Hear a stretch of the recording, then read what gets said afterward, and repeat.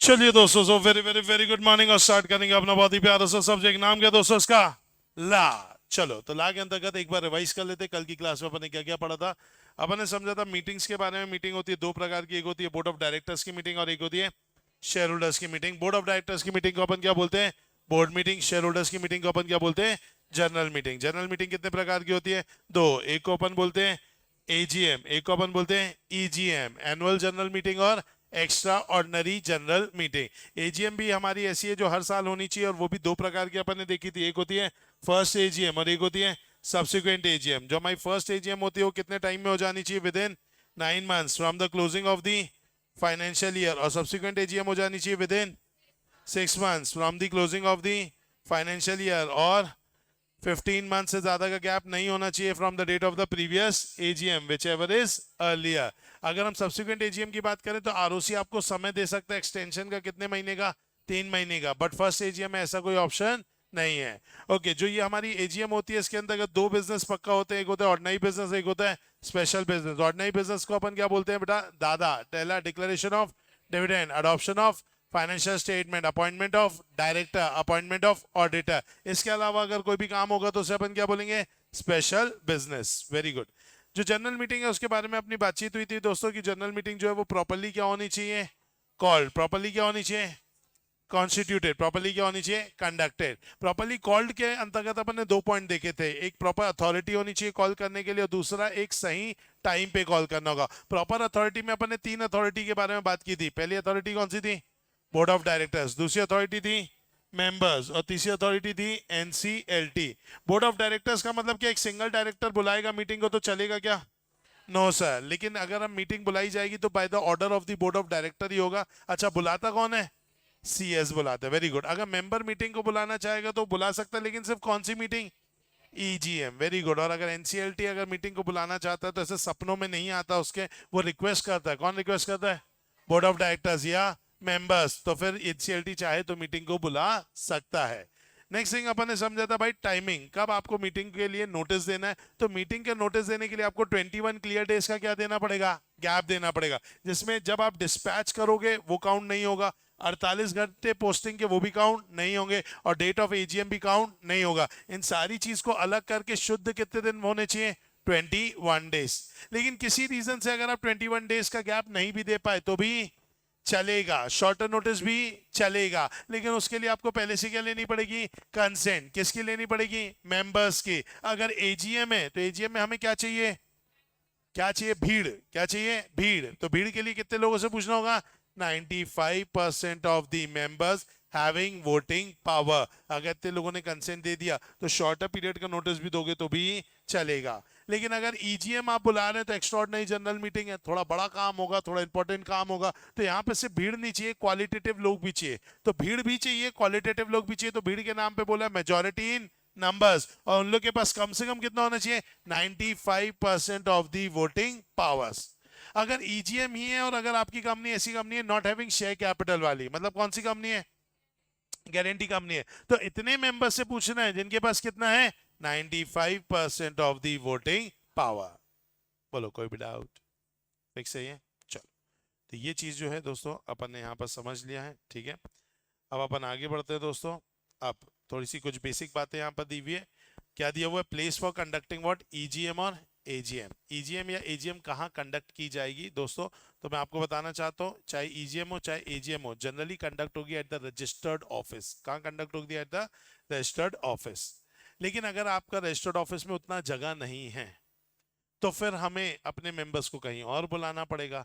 तो आप जिस सिटी, टाउन या विलेज जहां पे भी आपका रजिस्टर्ड ऑफिस है, आप वहीं पर ही किसी और जगह पर पे भी बुला सकते हो सकता है मेरे रजिस्टर्ड ऑफिस में इतने लोगों को बैठाने के लिए कोई हॉल नहीं अवेलेबल है। हमने सब कैबिन कैबिन कैबिन बनाए हैं जहाँ पे लोग मीटिंग्स करते हैं, काम करते हैं। हमारे यहाँ नहीं है कि एक साथ 4-5 हजार 10-15 हजार लोग एक साथ मीटिंग में आ पाए, नहीं है भाई उतनी जगह। तो कोई इशू नहीं है, आप कोई बैंक्वेट कर लो, होटल कर लो, कोई ग्राउंड कर लो, कोई स्टेडियम कर लो। आपकी सेम सिटी, टाउन या विलेज जहाँ पे भी आपका क्या है, रजिस्टर्ड ऑफिस है, आप वहां पे भी मीटिंग को कर सकते हो। तो क्या बोल दिया गया बेटा? आप कहाँ मीटिंग को करोगे? रजिस्टर्ड ऑफिस में, या फिर same city town where registered office is situated. EGM की बात की जाए दोस्तों, तो ईजीएम को अगर आप चाहें तो एनीवेयर इन इंडिया कर सकते हैं। ईजीएम की खास बात है कि अगर आपको इंडिया में कहीं पर पे भी करना हो तो आप कहीं पर पे भी कर सकते हैं। ईजीएम के लिए कोई दिक्कत की बात नहीं है। हाँ, अगर हम एजीएम की बात करें तो एजीएम को अगर आप किसी भी जगह पर करना चाहते हैं, मान लो इंडिया में, तो ऐसे केस में 2 पॉइंट्स पूरे होने चाहिए, तो आप उसे किसी और जगह पे भी कर सकते हो। पहला, जो कंपनी की आप एजीएम करना चाहते हो वो कंपनी एक अनलिस्टेड कंपनी होनी चाहिए। कौन सी कंपनी होनी चाहिए? Unlisted company. अनलिस्टेड कंपनी मतलब कौन सी कंपनी होती है? जो कहां पे लिस्टेड नहीं है, रिकॉग्नाइज स्टॉक एक्सचेंज में। जैसे रिलायंस इंडस्ट्रीज लिमिटेड, ये कौन सी कंपनी है? लिस्टेड कंपनी है, क्योंकि इनका एनएससी बीएससी में शेयर है, ऑब्वियस सी बात है। अदानी एंटरप्राइजेस लिमिटेड लिस्टेड है, क्योंकि इनका एनएससी में बीएससी में शेयर है। आपका वो जो बोट के ईयरफोन्स वगैरह आते हैं, वो कंपनी अभी लिस्टेड नहीं है, अभी तक लिस्ट हुई नहीं है, तो वो कौन सी कंपनी है? Unlisted company. अगर वो अपना एजीएम, अपना ईजीएम अगर गोवा में करना चाहती है, मान लो कोई ऐसे शहर में करना चाहती है जहां उनका रजिस्टर्ड ऑफिस नहीं है, तो ऐसी कंपनी की एजीएम या ईजीएम किसी और शहर में भी हो सकती है। बस ये ध्यान रखना होगा कि आपको कंसेंट 100% लोगों से लेनी पड़ेगी। कितनों से लेनी पड़ेगी बेटा? 100%। What is 100%? All the members, सारे मेंबर्स अगर हाँ बोलेंगे तो आप एजीएम को कहीं पर पे भी कर सकते हैं। बस कंपनी अनलिस्टेड होनी चाहिए और 100% लोगों ने यस बोल देना चाहिए। लाइक मेरी अगर नाटक क्लासेस है, नाटक क्लासेस है लिस्टेड कंपनी, यस और नो? नो। आप सभी लोग हमारे क्या बताइए? मेंबर्स हैं। अब मैं बोल रहा हूँ बेटा अपन को एजीएम रखनी है, तो अपन एजीएम रखेंगे दोस्तों गोवा में। कहाँ रखेंगे बेटा? गोवा में। क्या तैयार हो? Yes sir. 101% क्या आ गया बेटा? कंसेंट आ गया। तो अगर 100% कंसेंट आ गया तो अपन अपनी एजीएम को कहाँ रख सकते हैं बताइए? गोवा में। लेकिन आदर्श, जो कि काफी आदर्शवादी लड़का है बेटा, उसने बोला नहीं सर मैं यहीं रखना चाहूंगा, मैं चाहता हूं कि रायपुर में ही हो। अब एक बच्चे ने मना कर दिया, एक मेंबर ने मना कर दिया कि आप अपन गोवा में रख सकते हैं क्या? नो सर, क्योंकि यहाँ पे कितने लोगों की कंसेंट चाहिए? 100%। क्या ये बात समझ में आई? पक्का? तो देखेंगे कहाँ पर होती है बेटा? रजिस्टर्ड ऑफिस में, या फिर सेम सिटी टाउन और village way registered office is situated. EGM का कोई टेंशन नहीं है, आप कहीं पर पे भी कर सकते हैं। और एजीएम की बात की जाए तो अनलिस्टेड कंपनी की होगी तो कहीं पे भी किया जा सकता है, बट उसके लिए क्या लेना पड़ेगा? 100% लोगों की कंसेंट लेनी पड़ेगी। अगर मान लीजिए एक ऐसी कंपनी है जो कि सब्सिडरी कंपनी है of a foreign company. Foreign company मतलब आउटसाइड इंडिया। तो आउटसाइड इंडिया कंपनी इनकॉर्पोरेटेड है, उसकी इंडिया में एक कंपनी है जो कि 100% क्या है? सब्सिडरी कंपनी है। जैसे कि आज युंडाई की बात की जाए, युंडाई देखा जाए तो इंडिया की कंपनी है क्या? नहीं, वो है कोरिया की, और वो इंडिया में काम कर रहे हैं। हालांकि युंडाई जो है वो 100% सब्सिडरी नहीं है, लेकिन फिर भी अगर हम बात करें तो वो कोरिया की कंपनी है। ऐसे बहुत सारी कंपनीज हैं जो कि इंडिया के बाहर से आई हैं और यहाँ काम कर रही हैं, और हो सकता है उनमें मेजर शेयर होल्डिंग किसकी हो? इंडिया के बाहर की कंपनी की हो। तो अगर ऐसे केस में कोई फॉरेन कंपनी की सब्सिडरी अगर इंडिया में है और उनको अगर ईजीएम इंडिया के बाहर करनी है, ईजीएम कहाँ करनी है? इंडिया के बाहर करनी है, तो बकायदा कर सकते हैं। तो यहाँ पे क्या लिखा है कि if it is 100% subsidy of which company बेटा? Foreign company, then outside India is also allowed. किसके बारे में बात की गई है? ईजीएम के बारे में, कि आउटसाइड इंडिया में भी क्या किया जा सकता है? ईजीएम किया जा सकता है। तो ये बहुत ही इंपॉर्टेंट है दोस्तों, एमसीक्यू पॉइंट ऑफ व्यू से। वापस से एक बार ध्यान रखेंगे क्योंकि पॉइंट्स ध्यान रखने लायक है। पहला, कहां पर होती है बेटा एजीएम या ईजीएम? रजिस्टर्ड ऑफिस में। नहीं तो फिर कहां हो सकते हैं? द सेम सिटी टाउन और village where the registered office is situated. EGM को आप एनीवेयर इन इंडिया कर सकते हो, ईजीएम को इंडिया के बाहर भी कर सकते हो, लेकिन वो सिर्फ उसी कंपनी की होगी जो कंपनी 100% क्या है? सब्सिडरी है। किसकी? फॉरेन कंपनी की। एजीएम अगर आप इंडिया के अंदर कहीं पर भी करना चाहते हो तो कर सकते हो, बस ऐसी कंपनी का ही कर सकते हो जो कंपनी क्या है? अनलिस्टेड, और 100% लोगों की आपने क्या ले लिया? कंसेंट। तो इट इज एमसीक्यू क्वेश्चन, ध्यान रखना पड़ेगा आपको। इस पर केस स्टडी भी आती है, अपन देखेंगे ये अभी क्वेश्चन बैंक के अंदर। चलो नेक्स्ट पढ़ते हैं। क्या आपको याद है कल अपन ने सेक्शन नंबर याद कर लिए थे? सेक्शन 96 किसका था? AGM. 97 power of NCLT to call, 98 power of NCLT to call, और 99 पनिशमेंट। ये रही बेटा पनिशमेंट। अगर आपने समय पर क्या नहीं किया बेटा? मीटिंग नहीं किया। समय याद है आपको? 6 महीना from the completion of the financial year, और not more than 15 months gap from the previous AGM, whichever is तो अगर आपने समय पर एजीएम नहीं किया और उसके बाद किया तो कर लिया, अच्छी बात है, कोई टेंशन नहीं है। ऐसा नहीं है समय गया तो अब एजीएम कर ही नहीं सकते, करो करो, अच्छी बात है, मीटिंग तो होनी चाहिए, कर लो। तो बियॉन्ड टाइम भी करोगे चलेगा, बस पनिशमेंट है बॉस, फाइन है कितने का, 1 लाख रुपए प्लस 5,000 रुपए पर डे। तो 1 लाख रुपए प्लस जितने भी दिन आपने डिले किया, लाइक 10 दिन डिले किया अपन ने, तो 5,000 इंटू 10 कितना हो गया, 50,000। तो 1 लाख प्लस 50,000, 1.5 लाख रुपए आपको फाइन भरना होगा। और आप मीटिंग बियॉन्ड द टाइम भी करोगे तो भी चलेगा। बोलो आया कि नहीं आया? फिक्स है अच्छे से, कोई भी डाउट तो नहीं, आगे बढ़ सकते हैं। चलो नेक्स्ट कंसेप्ट पर अपन आते हैं दोस्तों। नेक्स्ट कंसेप्ट है हमारे बीच में सेक्शन नंबर 103। सेक्शन नंबर कौन सा है? 103। अभी अपन ने कौन कौन से पढ़ लिए? 96, 97, 98, 99, 100, 101, 102 अभी अपन ने पढ़ा नहीं है, ठीक है। अभी अपन डायरेक्टली कहाँ चल रहे हैं? 103 पे। पहले थोड़ा इंटरेस्टिंग चीज पढ़ा दो, फिर 102 हल्का मोनोटोनस है इसलिए अपन उसको बाद में कर लेंगे। 103 किसके बारे में बात कर रहे हैं बेटा? Quorum of the meeting. किसके बारे में बात कर रहा है? कोरम। सभी कोरम क्या होता है अब ध्यान से समझो बेटा। एक प्रैक्टिकल चीज यहां पर मैं अपनी क्लास का भी एग्जांपल लूंगा, उसे रिलेट मीटिंग से भी करूंगा। आज अगर कोई बच्चा नया भी है तो उसको समझ में आ जाएगा कि भाई अगर मैं मीटिंग की बात करूं, आज अगर मान लीजिए मैं क्लास में पढ़ाता हूं और अगर बाहर बहुत तेज बारिश हो रही है, पता रात को बारिश हुई थी, यस, तो आज मान लीजिए भयंकर बेटा बारिश हो रही है, डूबने की स्थिति हो गई, ए नालायक इधर ध्यान दो। तो अगर अपन बात करें बेटा डूबने की स्थिति हो गई है, अब मान लीजिए भाई फिर भी एक बच्चा जो है बेटा रेन कोट में बाकायदा स्विमिंग करते हुए एक बच्चा क्लास में पहुंचा है बेटा, और बाकी इतने सारे बच्चों में से सिर्फ एक बच्चा क्लास में आया है, मुझे बताओ क्या मैं क्लास पढ़ाऊंगा? यस और नो? यस और नो? नहीं पढ़ाऊंगा। क्यों नहीं पढ़ाऊंगा? क्योंकि सिर्फ एक बच्चा आया है और बाकी बच्चे नहीं आए हैं। तो ऑब्वियसली बात है, तो अपन एक आध बच्चे या दो बच्चा आएगा तो जनरली मैं क्लास नहीं लेता, क्योंकि मुझे भी कुछ मिनिमम बच्चे चाहिए ताकि मैं क्या कर पाऊं, क्लास को पढ़ा पाऊं। उसी मिनिमम क्वांटिटी को बोलते हैं कोरम। क्या बोलते हैं बेटा? कोरम। आज मीटिंग होनी है, इतने सारे मेंबर्स है हमारी कंपनी के अंदर, 10 लाख मेंबर्स है, और सामने कितने बैठे हैं? 3। अब 3 मेंबर्स के साथ क्या मीटिंग करेंगे भाई? 10 लाख मेंबर में से 3 ही मेंबर आए, तो भाई मीटिंग हो पाएगी? Answer is no. तो वही यहां पर भी है बेटा कि मीटिंग चालू करने के लिए कुछ मिनिमम मेंबर्स होने चाहिए ताकि अपन मीटिंग को क्या कर पाए? चालू कर पाए। उस मिनिमम नंबर को अपन क्या बोलते हैं दोस्तों? कोरम। क्या ये बात समझ में आई? पक्का? चलो, लेकिन प्रैक्टिकल सेंस में आपको क्या लगता है बेटा, मीटिंग में क्या बहुत लोग आते होंगे? आज 10 लाख मेंबर हैं तो क्या 5 लाख लोग पहुंचते होंगे मीटिंग में? नहीं, सिर्फ गिनती के लोग ही पहुंचते हैं। तो इसीलिए हमारा जो कंपनी लॉ है ना, कंपनी लॉ ने खुद ही एक नंबर बता दिया कि कितने नंबर ऑफ मेंबर्स होंगे तो हम उसे कोरम बोल सकते हैं। तो हमारी कंपनी लॉ ने बोल दिया है कि depending on the number of members in a company, अगर आपकी कंपनी में 1000 मेंबर है, कितने मेंबर है? 1000, तो अगर 5 लोग आ गए बड़ी बात है। 1000 मेंबर में कितने लोग आ गए बेटा? 5 लोग आ गए, बड़ी बात है, मीटिंग चालू कर दो। छठवें के लिए नहीं भी रुकोगे तो भी चलेगा।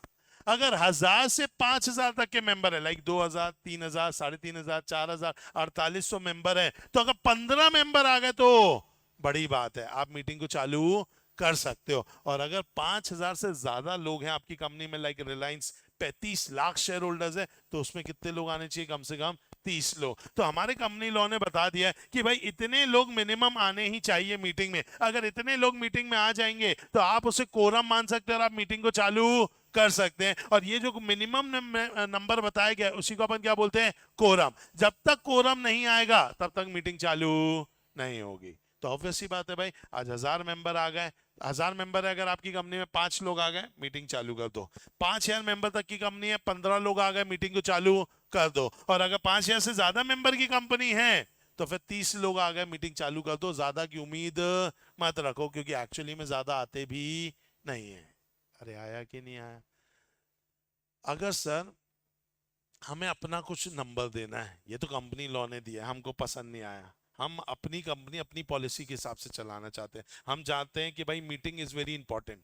हमारी कंपनी अगर 1000 मेंबर की है तो हम चाहते हैं कम से कम 800 लोग आएंगे तो ही मीटिंग चालू करेंगे भाई, नहीं तो मीटिंग रखने का क्या मतलब? ये 5-6 लोगों के लिए थोड़ी ना मीटिंग रखिए, 800 लोग आएंगे तो ही हम मीटिंग चालू करेंगे। अगर आप ऐसा कुछ नया नंबर इंट्रोड्यूस करना चाहते हैं तो आप वो भी कर सकते हैं, कंपनी लॉ आपको मना नहीं कर रहा है। और आपको ये बात लिखनी पड़ेगी आर्टिकल ऑफ एसोसिएशन में। कहाँ लिखनी पड़ेगी? आर्टिकल्स ऑफ एसोसिएशन में। क्या आपको पता है आर्टिकल ऑफ एसोसिएशन में हम क्या लिखते हैं? क्या लिखते हैं? Rules and regulations. तो भाई कंपनी के अंदर के रूल्स एंड रेगुलेशंस अपन लिखते हैं। तो भाई यहाँ पे इन्होंने 5 लिखा है, हमें 800 लिखना है, हम 800 लिख सकते हैं। मुझे 999 लिखना है, मैं 999 भी लिख सकता हूँ। अरे आया कि नहीं आया? पक्का? मतलब मैं आर्टिकल में जो फिगर लिखना चाहूँ तो लिख सकता हूँ। सर अगर मैं यहाँ पे 5 दिया है, मैं आर्टिकल में 3 लिखना चाहता हूँ, क्या मैं लिख सकता हूँ? आंसर विल बी नो, क्योंकि लॉ मेकर ने ये बोल दिया कि भाई और given in article whichever is higher. तुम 3 लिख भी दोगे तो भी कोरम 3 में नहीं होगा, कोरम कितने पे होगा? 5 में। और तुमने 50 लिख दिया तो कोरम 5 में नहीं होगा, कितने पे होगा? 50 पे। समझ में आया? साहब कौन सी कंपनी के लिए बात की अपन ने? Public company. कौन सी कंपनी बेटा? Public company. अब इसके बाद एक और कंपनी है जिसका नाम क्या है? Private company. प्राइवेट कंपनी में मिनिमम कितने मेंबर होते हैं? 2। तो इन्होंने बोल दिया भैया वो 2 ही मेंबर भी आ जाए तो भी बड़ी बात है। तो इसके लिए बोल दिया कि 2 मेंबर्स और given an article whichever is higher. समझ में आया? तो कोरम का मतलब क्या होता है बेटा? Minimum number of member present in the meeting to conduct the meeting. Public limited company में अगर 1000 मेंबर है तो कम से कम कितने लोग आ जाने चाहिए बताइए? 5। और अगर मान लीजिए आपकी कंपनी में अगर मान लीजिए फॉर एग्जांपल 5000 मेंबर है तो कितने आ जाने चाहिए? 15। और 5000 से ज्यादा है तो कितने आ जाने चाहिए? 30। अरे आया कि नहीं आया? और अगर मान लीजिए एक प्राइवेट लिमिटेड कंपनी है तो क्या बोला गया? 2 मेंबर्स भी आ गए तो भी चलेगा, या फिर आर्टिकल में आपने ज्यादा दिया होगा तो विच एवर इज हायर। कोई भी डाउट? पक्का? अब सवाल ये उठता है कि भैया मान लीजिए मीटिंग बुलाई गई और अगर मेंबर्स नहीं आए तो क्या होगा? मतलब हमें 5, 15, 30 चाहिए थे, मान लो मैं 15 वाले स्लॉट पे आता हूँ, मेरे यहाँ पे सिर्फ 10 ही मेंबर आए। कितने मेंबर आए? 10 ही मेंबर आए, तो क्या होगा? तो बोला गया है ये डिसाइड इस तरीके से किया जाएगा कि आखिर मीटिंग किसने बुलाई है। जैसे रोज क्लास कौन बुलाता है? रोज ये जो क्लास लगती है कौन बुलाता है? हाँ मतलब सर बुलाते हैं, मतलब टीचर ही बुलाते हैं। ठीक है, ऑब्वियस बात है। लाइक मैं बुलाता हूँ, अगर लॉ की क्लास है तो मैं बुला रहा हूँ। ठीक है, अब मैंने बुलाया और आप लोग आज नहीं आए, मास बंकिंग का प्लान है, सबने मास बंकिंग कर ली और सिर्फ कितने बच्चे बैठे बैठे? 2 अच्छे बच्चे बैठे हुए। अब आप मुझे बताइए दोस्तों कि भाई सबने मास बंकिंग कर ली, 2 बच्चे बैठे हुए, क्या मैं क्लास पढ़ाऊंगा कि नहीं? नहीं पढ़ाऊंगा। ओके, अब ये क्लास का क्या होगा? ये कैंसिल हो गई। और आज जो मैं ये पढ़ाने वाला था अभी, ये मैं कभी नहीं पढ़ाऊंगा ना? पढ़ाऊंगा, कब पढ़ाऊंगा? नेक्स्ट क्लास में। वैसे यहाँ मीटिंग का भी है। मीटिंग के अंतर्गत क्या होगा? मीटिंग के अंतर्गत अगर मीटिंग बुलाई है बोर्ड ऑफ डायरेक्टर्स ने, किसे बुलाई है? बोर्ड ऑफ डायरेक्टर्स ने। तो बोर्ड ऑफ डायरेक्टर्स ने अगर मीटिंग को बुलाया है दोस्तों, तो फिर यहाँ पे वेट किया जाता है आधा घंटा कि शायद मेंबर्स आ जाएं। अपन भी रुकते हैं भाई, हम भी रुकते हैं कि आज बच्चे कम आए बेटा, हो सकता है आ रहे होंगे, थोड़ा रास्ते में होंगे। ठीक है भाई, फिर बच्चे आते तो अपन मीटिंग अपनी क्लास चालू करते हैं। अब मान लीजिए कि भाई यहाँ पर अगर आधा घंटा रुके और अगर मान लीजिए नहीं आया कोई भी मेंबर, कोरम अभी यहाँ पे कॉन्स्टिट्यूट नहीं हुआ, तो फिर हम मीटिंग को क्या कर देंगे? पोस्टपोन। क्या कर देंगे बेटा? पोस्टपोन। क्या कर देंगे बेटा? Postpone to the next week. To the next week, same time, same day, same place. Same time, same day, same place. Same time मतलब समय सेम होगा। सेम डेट नहीं बोला, अगले हफ्ता सेम डेट नहीं आती, डे बोला, गुरुवार, मंगलवार। समझ में आया? तो सेम डे, तो same time, same day, same place. आया कि नहीं आया? अपने आप ही मीटिंग क्या हो जाएगी दोस्तों? पोस्टपोन। नहीं आया? अरे नहीं आया क्या? आ गया? पक्का? अच्छा, मुझे बताओ जो लोग मीटिंग में नहीं आए, आज 10 ही लोग आए मीटिंग में, अपन को चाहिए थे ज्यादा लोग, आए सिर्फ 10 लोग और हमारी मीटिंग क्या हो गई? पोस्टपोन। अच्छा, जो नहीं आया उसको क्या लग रहा है, मीटिंग हो गई कि नहीं हुई? हो गई कि नहीं हुई? हो गई। उन्हें यही लग रहा है। आज जो बच्चे क्लास में नहीं आए उन्हें क्या लग रहा है? सर पढ़ा रहे हैं कि नहीं पढ़ा रहे? पढ़ा रहे हैं, उनको यही लग रहा है। तो ऑब्वियस सी बात है वैसी वहां पे भी होगा कि भाई मीटिंग में अगर मान लीजिए बोर्ड ऑफ डायरेक्टर ने बुलाया, 10 ही लोग आए हैं और कोरम हुआ नहीं है, तो हम मीटिंग को क्या करेंगे? Postpone to the next week, same time, same day, same place. और बाकी जो लोग हैं जो नहीं आए थे, उन लोग को लग रहा है कि मीटिंग हो चुकी है, तो उन्हें बताना पड़ेगा कि मीटिंग हुई नहीं है। तो उन्हें हमें वापस से क्या भेजना पड़ेगा? नोटिस। अब ध्यान से सुनो, नोटिस जब अपन भेजते तो कितने दिन का गैप देते हैं? और अगला हफ्ता कब आने वाला है? तो 21 दिन का गैप देना है। इम्पॉसिबल, तो अपन यहाँ पे गैप देते 3 दिन का। कितने दिन का? 3 दिन का। तो हम एक 3 डेज का एक नोटिस देते हैं जिसमें हम ये बताते हैं कि भैया मीटिंग जो थी वो हो गई थी पोस्टपोन से। पोस्टपोन कितना ऑर्डिनरी वर्ड लग रहा है, थोड़ा अच्छा वर्ड दो, तो इसका वर्ड अपन देते हैं एडजर्न। क्या वर्ड देते हैं? एडजर्न। तो हमारी मीटिंग क्या हो गई? Adjourn to the next week, same time, same day, same place. आया कि नहीं आया? पक्का? अच्छे से चल। हाँ बेटा। ओके अगले हफ्ते तक के सर 6 महीने हो गए। इनका कहना ये है कि सर हमने ना मीटिंग बुलाई थी 29 सितंबर को। अब अगर मान लीजिए पोस्टपोन होकर के हमारी मीटिंग क्या हो गई? नेक्स्ट हो गई, तो फिर क्या होगा? तो बेटा देखो अब ये है कि मीटिंग असली वाली तो 29 को नहीं हुई, असली वाली तो कब होगी? नेक्स्ट वीक ही होगी आपकी, बियॉन्ड द टाइम। तो बियॉन्ड द टाइम है तो वैलिड, बस आपको क्या पे करना पड़ेगा? फाइन, 1 लाख प्लस 5,000 रुपए पर डे। आया कि नहीं आया? ओके कर सकते हैं, कोई दिक्कत की बात नहीं है। आप चाहें तो प्लेस ऑफ मीटिंग भी चेंज कर सकते हैं। और आगे आपको ये भी बताना चाहूंगा, नेक्स्ट वीक मेरा पहले से ही प्लान है भाई। ऑब्वियस ही बात है, हम लोग कंपनी चला रहे, रिलायंस इंडस्ट्रीज चला रहे हैं। अब ऐसा थोड़ी ना अगले हफ्ते ऐसे ही बैठ जाएंगे वापस से मीटिंग करने। इतनी सी मीटिंग करने के लिए भी जो टाइम निकाला था बहुत मुश्किल से निकला था। नेक्स्ट टाइम आए डेलीगेट्स की मीटिंग है, नेक्स्ट वीक हम अवेलेबल नहीं है, हमारे पास बाहर से लोग आ रहे हैं मिलने के लिए, आउटसाइड इंडिया से, भाई हम टाइम ही नहीं दे पाएंगे। तो आप चाहो तो 10 दिन बात करो, 15 दिन बात करो, 20 दिन बात करो, आपको जब करना है करो। आप नोटिस दे ही रहे हो ना 3 दिन का, तो आप उसमें बता देना कि भैया हमारी जो मीटिंग है इस बार नहीं हो पाई थी बिकॉज कोरम नहीं था। अब नेक्स्ट मीटिंग जो है वो हम मान लीजिए 30 सितंबर, मतलब 29 सितंबर का अगर एक हफ्ता निकालें तो मोटा माटी 6 तारीख होता है, हम भैया 16 तारीख को करेंगे, 16 तारीख को ही फ्री है, तो आप 16th डाल दो, आपको जो डालना डाल सकते हो। तो भाई लॉ बोलते हैं नेक्स्ट वीक कर लेना, लेकिन अगर आपको लग रहा है नहीं मुझे और कोई दिन करना है, तो आप और कोई दिन भी कर सकते हो।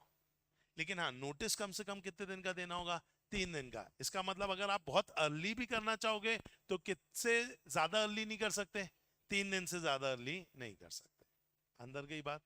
पक्का? सर वो मेन क्वेश्चन आया था कि प्लेस चेंज कर सकते, कर लो बेटा, टाइम चेंज कर लो, प्लेस चेंज कर लो, डे प्लेस चेंज कर लो, जो आपको चेंज करना है आप कर सकते हो, कोई दिक्कत की बात नहीं है। आया समझ में? फिक्स है? आगे बढ़ू मैं? चलो। अच्छा अभी ये मीटिंग किसने बुलाई थी मैं भूल गया। बोर्ड ऑफ डायरेक्टर्स ने। अब आते हैं वापस अपनी क्लास में।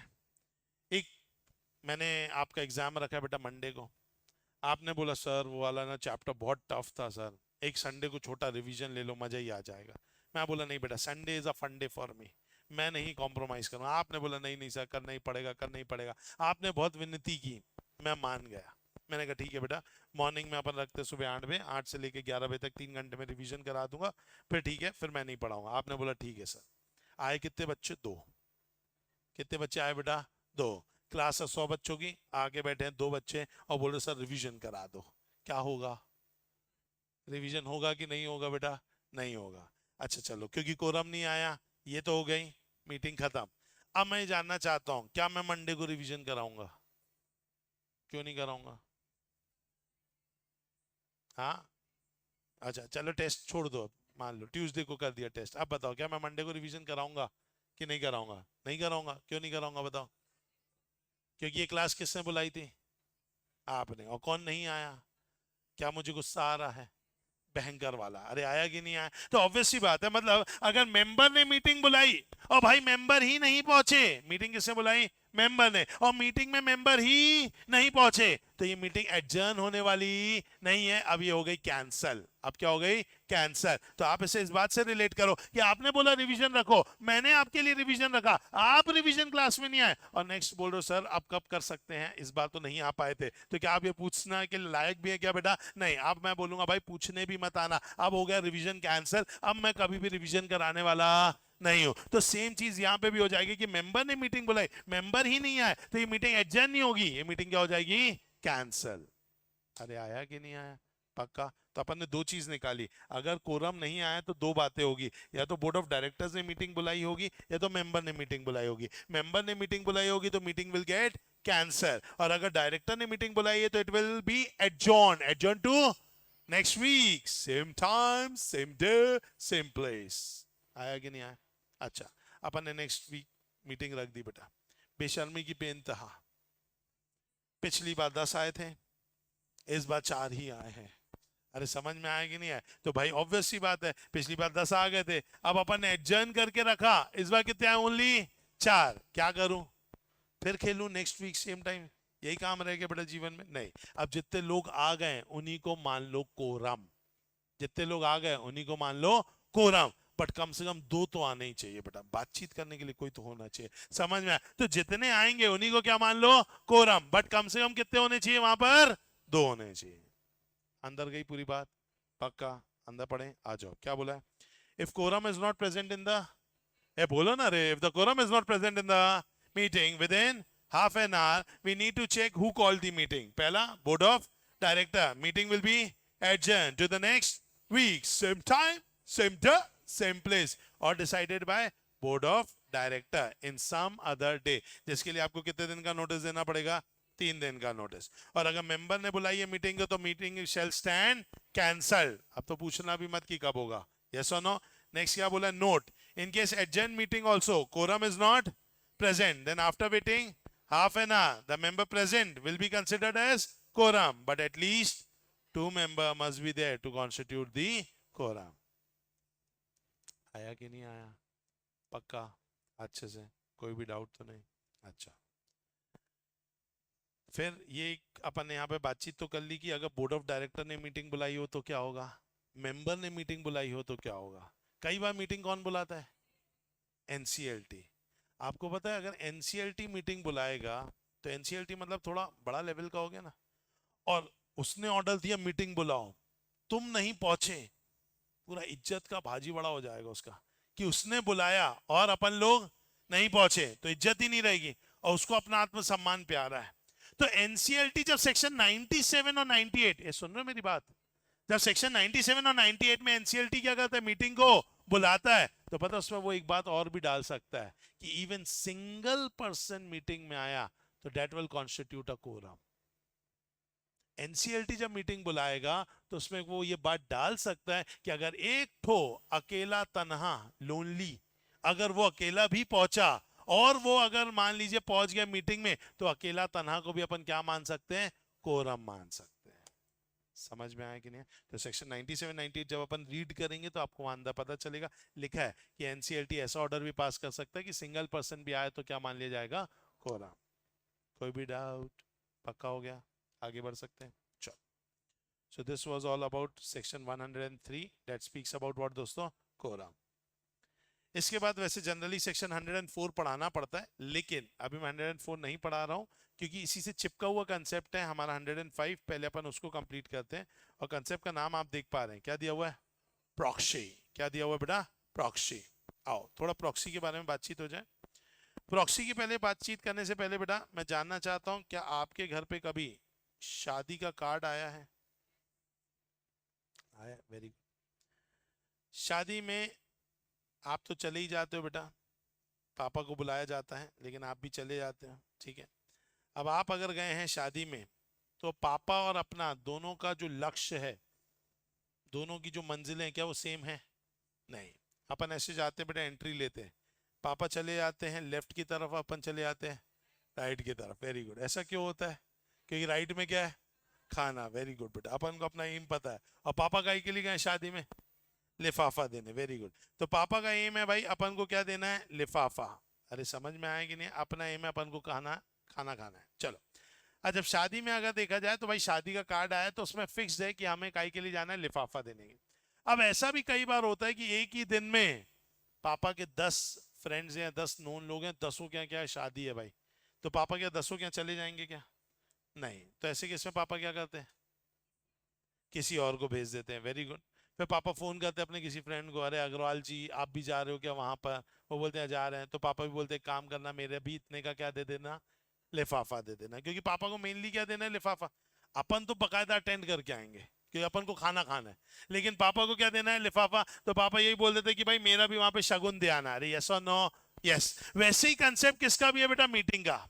मीटिंग में आपको काई के लिए बुलाया जा रहा है? तो मीटिंग में आपको बुलाने का एम मात्र एक है, दैट इज मीटिंग में हम चाहते हैं कि मेंबर्स आए और वोट करें। क्या करें बेटा? वोट करें। और ये वोटिंग के लिए जो एजेंडा होते हैं, ये एजेंडा मीटिंग के दौरान नहीं बताए जाते, ये मीटिंग से 21 दिन पहले आपको बता दिए जाते हैं मीटिंग के 21 दिन पहले क्या आता है हमारे घर पे? नोटिस। तो उस नोटिस में बकायदा ये बात बता दी जाती है कि भैया एज मीटिंग में क्या क्या होने वाला है। क्या बोल रहा मैंने? मीटिंग में 21 दिन पहले ही आपको क्या कर दिया जाता है? बताइए। बता दिया जाता है कि मीटिंग में क्या क्या होने वाला है, तो ताकि आप लोग घर से पहले से ही क्या हो पाए, डिसाइड करके निकल पाए कि हमें उस मीटिंग में क्या बोलना है। जैसे कि आप यहाँ पर देख पा रहे हैं कि भाई यहाँ पर लिखा है, क्या लिखा है? To declare dividend on equity shares for the financial year ending on this this this this this. और नीचे बकायदा लिख दिया कि हम कितना देना चाहते हैं, ₹5.5। हमें पता है हमें इस जगह पे वहां जाके क्या बोलना है इस पर, यस की नो। ₹5.5 मिलने वाले, यस बोलोगे कि नो बोलोगे?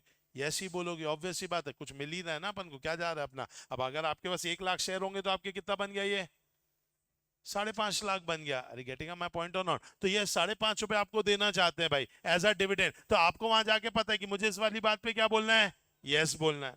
दूसरा बोला भैया निखिल मेसवानी को हम क्या बनाना चाहते हैं, डायरेक्टर। आपको पर्सनली लग रहा है कि निखिल मेसवानी अच्छा व्यक्ति नहीं है, तो आप वहां जाके क्या बोलोगे, नो। तो अपना माइंड पहले से ही क्या है, प्री डिसाइडेड है कि कहां पर यस बोलना, कहां पर नो बोलना। वहां थोड़ी ना ऐसा खेलते हैं कि बेटा हम ये करना चाहते हैं, अब आप सोचो और बताओ। ना ना ना, फिक्स होता है कि भैया अपन को ये काम के लिए यस बोलना होगा और ये काम के लिए क्या बोलना है, नो बोलना है। Getting my point? कोई भी दिक्कत तो नहीं इसमें? पक्का? चल। अब अगर मान लीजिए, जैसे कि अगर मान लो पापा के वहां पे 10 शादियां थी, तो वो हर शादी में नहीं जा पाए। हो सकता है जिस दिन मीटिंग होने वाली है उस दिन आपको भी कोई प्रायोरिटी में काम हो। मान लीजिए कि भाई रिलायंस की मीटिंग है, रिलायंस ने मुझे बुलाया है कि भैया आपको जो है फॉर एग्जांपल मीटिंग में जलूल जलूल जलूल आना है।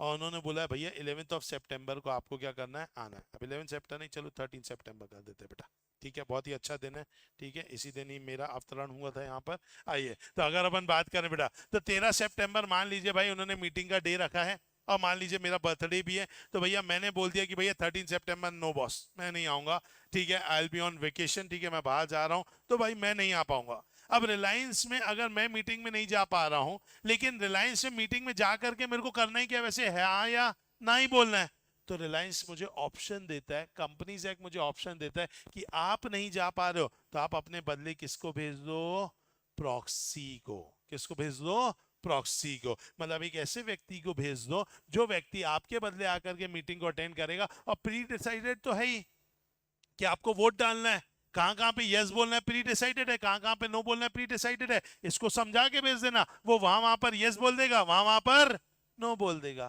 खेल खत्म। मीटिंग में कम से कम लोग तो हो जाएंगे, और मीटिंग का जो मेन टास्क है वोटिंग लेने का वो भी कंप्लीट हो जाएगा। अरे आया कि नहीं आया? पक्का? तो हमारा कंपनी लॉ हमको अधिकार देता है कि आप क्या कर सकते हैं, बताइए, आप प्रॉक्सी को भेज सकते हैं। मतलब प्रॉक्सी कौन हो गया? प्रॉक्सी एक ऐसा व्यक्ति हो गया जो मेंबर के बदले जा करके वहां पे क्या डालेगा, वोट डालेगा। क्या डालेगा बेटा? वोट डालेगा। सर क्या प्रॉक्सी का भी मेंबर होना जरूरी है क्या? The answer is no. Proxy can be a non member also. Proxy can be a non member also. क्या ये बात समझ में आई? फिक्स है? अरे अभी कंसेप्ट चालू है, बहुत बड़ा है ये, समझ में आया? इतना समझ में आया? आगे बढ़ते हैं। अब मुझे ये बताइए दोस्तों, अगर मैंने प्रॉक्सी को अपॉइंट किया है तो प्रॉक्सी वहां जाके क्या करेगा, वोट डालेगा, ठीक है। अब अगर एक मीटिंग की बात की जाए, रिलायंस इंडस्ट्रीज की मीटिंग, मेंबर्स तो बहुत सारे आ ही रहे हैं, लेकिन उससे ज्यादा इंपॉर्टेंट हस्ती कौन है बताइए? Board of directors. आज अगर रिलायंस किन्हीं के बलबूते पर चल रहा है तो वो किसके बलबूते पर चल रहा है बेटा? Board of directors. आपको पता है रिलायंस के बोर्ड ऑफ डायरेक्टर्स में कौन कौन आते हैं? ये आते हैं बेटा, ये अपने कौन है? मुकेश भैया। फिर कौन है बेटा? ईशा। फिर आकाश। फिर आनंद। फिर हेतल मेसवानी, ये बेटा आपके निखिल मेसवानी। फिर कौन है? प्रसाद साहब, बैनर्जी साहब, भट्टाचार्य मैडम, फिर चौधरी साहब, ये अपने इंपोर्टेड आइटम है बेटा। अरे समझ में, अरे दुबई से लेके आया बेटा, ऐसे छोटा मोटा आदमी नहीं है, ठीक है। हबीबी, यासिर, उत्मन, एच ए आई बेटा, देख रहे हो, ए आई, समझ में आ रहा है बेटा? रोमियम। फिर कौन है अपने? कामत साहब। फिर है खेतान साहब, और लास्ट में कौन है बेटा? कनावर साहब, दिनेश साहब। इतने सारे लोग हैं जो कंपनी के क्या है, बोर्ड ऑफ डायरेक्टर्स में। जब कंपनी की एजीएम होगी, क्या ये लोग भी आएंगे कि नहीं आएंगे? आएंगे भाई, क्यों नहीं आएंगे? यही लोग तो मीटिंग को चलाएंगे। जैसे मैं क्लास चला रहा हूँ, आई एम अ टीचर, वैसे ये सब लोग बोर्ड ऑफ डायरेक्टर है, इन्हीं नहीं तो मीटिंग बुलाई। मीटिंग किससे बुलाई है? बोर्ड ऑफ डायरेक्टर्स ने। इन लोग को तो आना ही पड़ेगा। अब समझो, अगर पूरी रिलायंस को खत्म करना है तो इन सबको एक साथ उड़ा दो, और ये सब लोग एक साथ कहाँ मिलेंगे? मीटिंग में मिलेंगे, ऑब्वियस सी बात है बेटा, एक बॉम्ब लेके जाने का, दो ऐसा फेंक देने का, अरे आया कि नहीं आया, तो ऑब्वियस सी बात है। तो अगर आज आप समझो किसी भी कंपनी की जो एजीएम है वो सबसे ज्यादा सिक्योरिटी वाली होनी चाहिए, क्योंकि वहां कंपनी के सारे टॉप ऑफिशियल्स बैठे होंगे जो कंपनी को क्या कर रहे हैं, चला रहे हैं। अरे गेटिंग माय पॉइंट। तो वहां पर ऐसे वैसे एरे गैरे को घुसने मिल जाएगा क्या? नहीं। तो आज अजगर अचिन नहाटा, बिकॉज 13 सितंबर है, मैं इंडिया में नहीं हूं, मैं इंडिया के बाहर हूं, मैं मीटिंग अटेंड नहीं कर सकता, तो मैंने सोचा मैं प्रफुल्ल को भेजूंगा। अब अगर प्रफुल्ल ऐसे घुसेगा बेटा अंदर, क्या इसको घुसने मिलेगा बेटा? सब लोग बोलो बेटा। No sir, very good. तो अगर अपन देखा जाए तो अगर ये मीटिंग में जाना चाहता है, ऐसे नहीं मिलेगा, क्योंकि भाई इनका नाम कहाँ पे लिखा हुआ नहीं है, मेंबर लिस्ट में लिखा हुआ नहीं है। अब ये बोलते मेरे को अचिन सर ने बोला था, मैं उनके बदले आया हूं, तो ऐसे ये भी नहीं चलेगा। इसके लिए उनके पास पहले से मुझे कंपनी को बताना पड़ेगा कि मैं मीटिंग में नहीं आऊंगा, मेरे बदले कौन आएगा, प्रफुल्ल आएगा। ये बात मुझे बतानी पड़ेगी कंपनी को। किसको बतानी पड़ेगी? कंपनी को। तो प्रॉक्सी अगर मैं अपॉइंट कर रहा हूं और मैं अगर नहीं आऊंगा कंपनी में की मीटिंग में, तो ये बात मुझे कंपनी को क्या करनी पड़ेगी, बतानी पड़ेगी। अच्छा, ये जो मीटिंग में नहीं आने का डिसीजन है, जनरली ये लास्ट मिनट डिसीजन होगा कि बहुत पहले से सोच लिया होगा? बहुत पहले से सोच लिया होगा। कहीं जिंदगी में पता रहता तुमको कि लास्ट मिनट होता है? लास्ट मिनट बेटा, मैक्सिमम केसेस में लास्ट मिनट ही होता है कि सॉरी यार आज नहीं जा पाएंगे, सॉरी यार अब वो मुश्किल है, क्योंकि गोवा के प्लान तो कितने चैट में बनाए हैं, एग्जाम खत्म होगा गोवा जाना है, एग्जाम खत्म होगा ये करना है, जैसे ही आपने किया एग्जीक्यूट हो पाया क्या? नहीं। लास्ट मिनट में सबका क्या होता गया, कैंसिल होता गया। तो ये लास्ट मिनट में ही सबसे ज्यादा ऊंचे नीचे होती है। तो इसीलिए भाई आज हो सकता है मेरी कोई इमरजेंसी नहीं है, मैं सोच रहा हूँ रिलायंस की मीटिंग में जाना है, बट हो सकता है लास्ट मिनट में मेरे को लगे भाई मैं नहीं जा सकता, मुझे मेरे बदले किसको भेजना पड़ेगा, प्रफुल्ल को, प्रॉक्सी को भेजना पड़ेगा। तो अब ये बात मुझे किसको बतानी, कंपनी को। तो कंपनी अगर मुझे बोलेगी 15 दिन पहले बता देना, तो शायद मेरे लिए पॉसिबल नहीं है। तो कंपनी लॉ ने बोला है कि आपको 48 घंटे पहले बताना पड़ेगा। कितने घंटे पहले? 48 घंटे पहले। वापस से बोल रहा हूं, कितने घंटे पहले बेटा? 48 घंटे पहले बताना पड़ेगा। 48 आवर्स पहले आपको ये बताना पड़ेगा कि भाई मैं मीटिंग में नहीं आऊंगा, मेरे बदले कौन आएगा, प्रॉक्सी। बहुत इंपॉर्टेंट बात सुनना, एग्जाम में आती है। अब सुनना, कंपनी लॉ ने 48 घंटे बोला, company law is very rigid about this 48 hours. अगर कंपनी के आर्टिकल ऑफ एसोसिएशन में यह बोला गया है कि आपको 100 घंटे पहले बताना होगा, कंपनी के आर्टिकल ऑफ एसोसिएशन में लिखा तुम्हें 200 घंटे पहले बताना होगा, तो भी कंपनी लॉ बोलता है मत सुनना आर्टिकल की, तुम सिर्फ सुनना मेरी। मैं बोल रहा हूं कितने घंटे पहले बताना, 48 घंटे पहले। मतलब कभी किसी के आर्टिकल में लिखा है कि तुम हमें 70 घंटे पहले बताओगे और तुमने प्रैक्टिकली 50 घंटे पहले बताया है, तो भी वो सही है। कंपनी लॉ मतलब वो कंपनी बोल रही है ना, हमारे आर्टिकल में देखो लिखा है आपको 70 घंटे पहले बताना था, तुमने 50 घंटे पहले बताया, तो भी तुमने 48 घंटे के पहले ही बताया। 50 घंटे मतलब 48 घंटे से ज्यादा ही हो गया। तो आप सही हो, चिंता मत करो, उस आर्टिकल की कोई इज्जत नहीं है। कंपनी अपने सीए आईसीएआई का फेवरेट क्वेश्चंस में से एक क्वेश्चन है। इस पे बहुत क्वेश्चन उन्होंने पूछे क्योंकि बच्चे जनरली इसमें कंफ्यूज हो जाते हैं कि अच्छा आर्टिकल में इतना लिखा तो आर्टिकल की मानना है, बट यहाँ आर्टिकल की नहीं मानना। 90% कंपनी लॉ में कई कई जगहों पर कंपनी लॉ ने खुद इज्जत दी भाई आर्टिकल की मानना। अभी अपन ने पढ़ा ना कौन सा कोरम में कि भैया 5 15 30 या आर्टिकल में जितना दिया हो, whichever is higher. But यहां पर बोल रहे भैया नहीं, तुम्हें से मेरी मानना है, आर्टिकल में कुछ भी दिया हो तुम कितना घंटा मानोगे, 48 घंटा मानोगे। क्या ये बात आपको समझ में आई क्या? पक्का, अच्छे तरीके से। चलो अब ध्यान से समझो। अब अगर मान लीजिए फॉर एग्जाम्पल कि भाई 48 आवर्स पहले आपको मुझे मुझे आप कंपनी को क्या देना पड़ेगा, एक फॉर्म कि मैं नहीं आऊंगा, मेरे बदले कौन आएगा बताइए, प्रॉक्सी आएगा। समझ में आ गया? अच्छा, अब प्रॉक्सी जो है वो मीटिंग में बैठा है। मीटिंग में क्या हो रही है, वोटिंग। अब ध्यान से सुनना, ये बात आपने पहले नहीं सुन रखी, इससे सुनना। मीटिंग में ना वोटिंग जो होती है वो दो तरीके से होती है। एक होती है voting by show of hands और एक होता है वोटिंग बाय पोल। एक होता है voting by show of hands और एक होता है वोटिंग बाय पोल। सर ये voting by show of hands तो समझ में आ गया कि भैया हमें वोटिंग करने के लिए क्या करना पड़ेगा, हाथ ऊपर करना पड़ेगा। लेकिन ये वोटिंग बाय पोल क्या होता है सर? तो वोटिंग बाय पोल के लिए अगर मैं आपसे बात करूं दोस्तों, तो ना कुछ इस प्रकार का बेसिकली एक पोलिंग पेपर आपको दिया जाता है। आप देख सकते हैं यहाँ पर आपको दिख रहा है पोलिंग पेपर, दिख रहा है आपको ये? यस, ऐसे एक पोलिंग पेपर आपको दिया जाता है और इसमें ना पूरे आइटम लिखे हैं। देखो आइटम दिख रहा है क्या? To adopt the stand alone financial statement, to declare the dividend, to reappoint Ratan Jindal as a director, तो आपको यहाँ पे क्या करना पड़ता है, यस नो लिखना पड़ता है। मतलब यहाँ हाथ नहीं उठाना, यहाँ पे क्या करना पड़ेगा, लिखना पड़ेगा। क्या लिखना पड़ेगा, आई असेंट या आई डिसेंट, या तो यस या तो नो। अच्छा एक चीज यहाँ पे ये लिखिए, क्या लिखिए, नंबर ऑफ शेयर्स। आपको एक बात बताऊं, जब आप voting by show of hands करते हो ना, तो one share holder is equal to one vote. Achin Nahata अपने आप में एक वोट है, मुकेश अंबानी अपने आप में एक वोट है, अचिन नाहटा भी एक वोट है, मुकेश अंबानी भी एक वोट है, मतलब दोनों की इज्जत सेम है। यह है voting by show of hands. यही चीज बदल जाती है जब हम बात करते हैं वोटिंग बाय पोल में। अचिन नाहटा ने 100 शेयर लिए है, तो क्या लिखेगा, 100, और क्या लिखेगा, यस। मतलब मैं 100 बार यस बोल रहा हूं, इसे अपन क्या बोलेंगे, मैं 100 बार यस बोल रहा हूं। मुकेश अंबानी के पास 50 करोड़ शेयर्स है, वो कितना लिखेगा, 50 करोड़, और लिखेगा क्या, यस। वो कितनी बार यस बोल रहा है, 50 करोड़। अपने यस की कोई इज्जत नहीं, समझ में आया, उसके 50 करोड़ यस, 100 यस के ऊपर से इतना गुजरेंगे। गेटिंग माय पॉइंट और नॉट। तो ऑब्वियस सी बात है दोस्तों, वहां हम दोनों की इज्जत सेम नहीं होगी। तो voting by show of hands में one share holder is equal to one vote, but voting by poll में one share is equal to one vote. इतनी बात अंदर गई, पक्का, अच्छे से। चलो अब वहां पर जा करके क्या होगा बताइए, ये वोट डालेंगे, कौन वोट डालेगा, प्रॉक्सी, प्रफुल्ल, ठीक है। अच्छा अब सुनो, मैं कहाँ जा रहा हूँ, मैं भूल गया मैं कहाँ जा रहा था, इंडिया के बाहर, ठीक है, बर्थडे मनाने के लिए।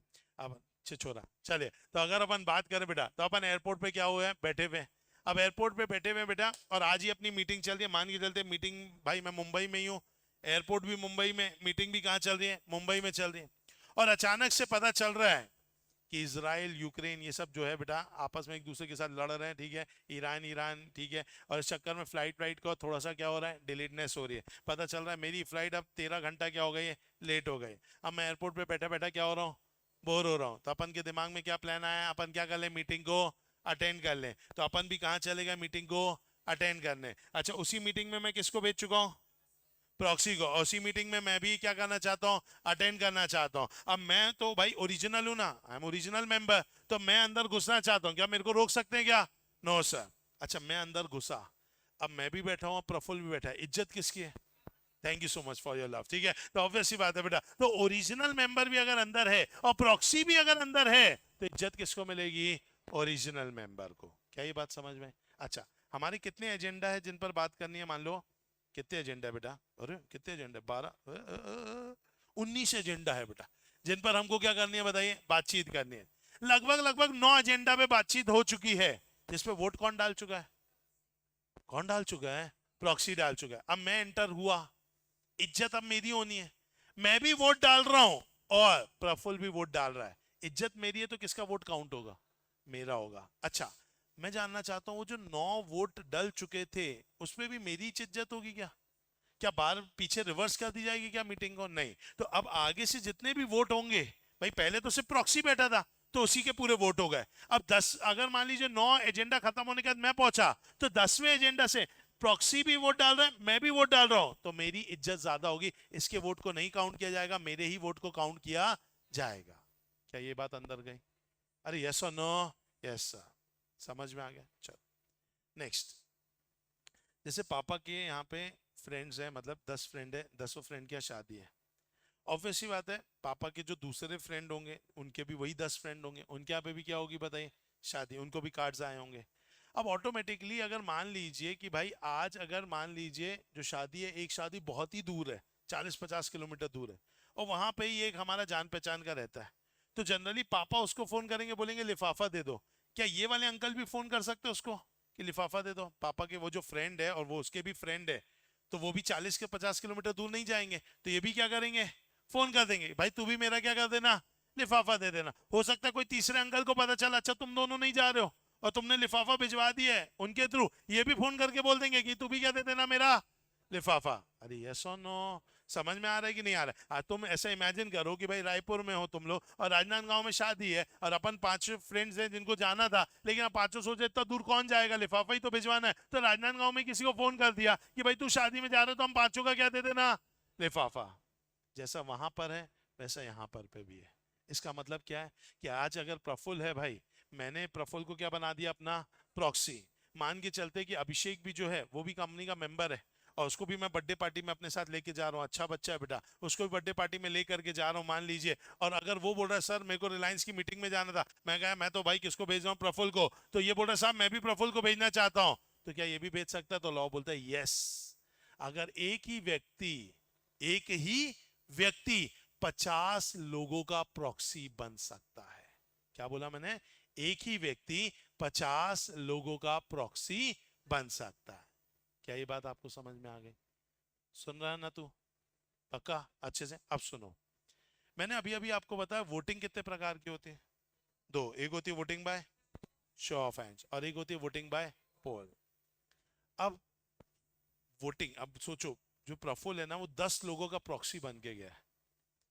अब दसों ने फर्स्ट रेजोल्यूशन पे यस बोला होगा, जरूरी है क्या? सुनाई नहीं दे रहा? No sir. हो सकता है मैं बोल रहा हूँ नहीं यार नो बोलना, इसमें प्रफुल्ल को समझा दिया क्या बोलना, नो।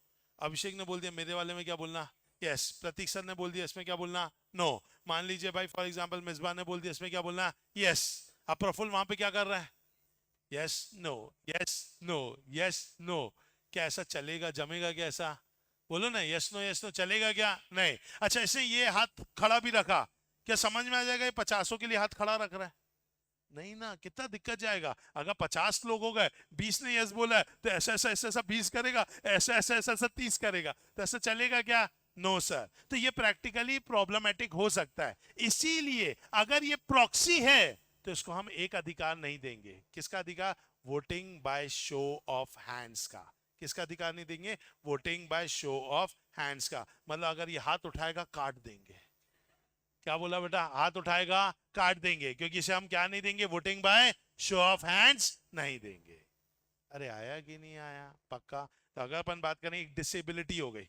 क्या हो गई बेटा? एक डिसेबिलिटी कि प्रॉक्सी क्या नहीं कर सकता है बेटा? प्रॉक्सी क्या नहीं कर सकता है? Voting by show of hands नहीं कर सकता है। क्या ये बात आपको समझ में आ गई? पक्का?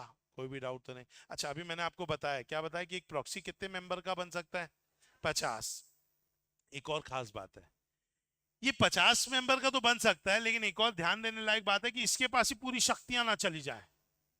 अरे समझ में आएगी नहीं? हम 50 का इसने अगर प्रॉक्सी बन गया तो ये अकेला अपने आप में 90% शेयर कैपिटल का क्या लेके चल रहा है? Voting power. तो ऐसा गड़बड़ ना हो जाए, तो लॉ मेकर ने एक और इसके ऊपर रिस्ट्रिक्शन डाली है कि नंबर वाइज तुम 50 लोगों का प्रॉक्सी बन सकते हो, बट उन 50 की शेयर होल्डिंग 10% से ज्यादा नहीं होनी चाहिए। कितने से ज्यादा? 10% से ज्यादा नहीं होनी चाहिए। याद रहेगी ये बात? पक्का? अच्छे से चलो प्रॉक्सी के ऊपर रिवाइज करा देता हूँ क्या क्या पढ़ा है। पहला, कई बार मेंबर मीटिंग अटेंड नहीं कर पाता तो किसको भेजता है?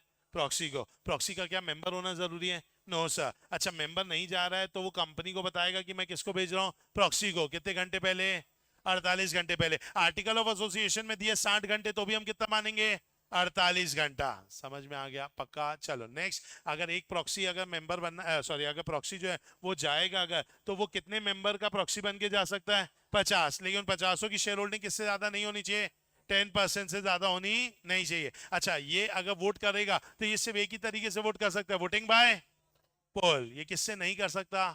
शोटिंग voting by show of hands. अरे आया कि नहीं आया? पक्का? अच्छे से चलो। अब मुझे ये बताओ दोस्तों कि अगर हम बात करें प्रॉक्सी की, अब अच्छा एक और खास बात, ओरिजिनल मेंबर भी पहुंच गया और प्रॉक्सी भी पहुंच गया, तो इज्जत किसकी है?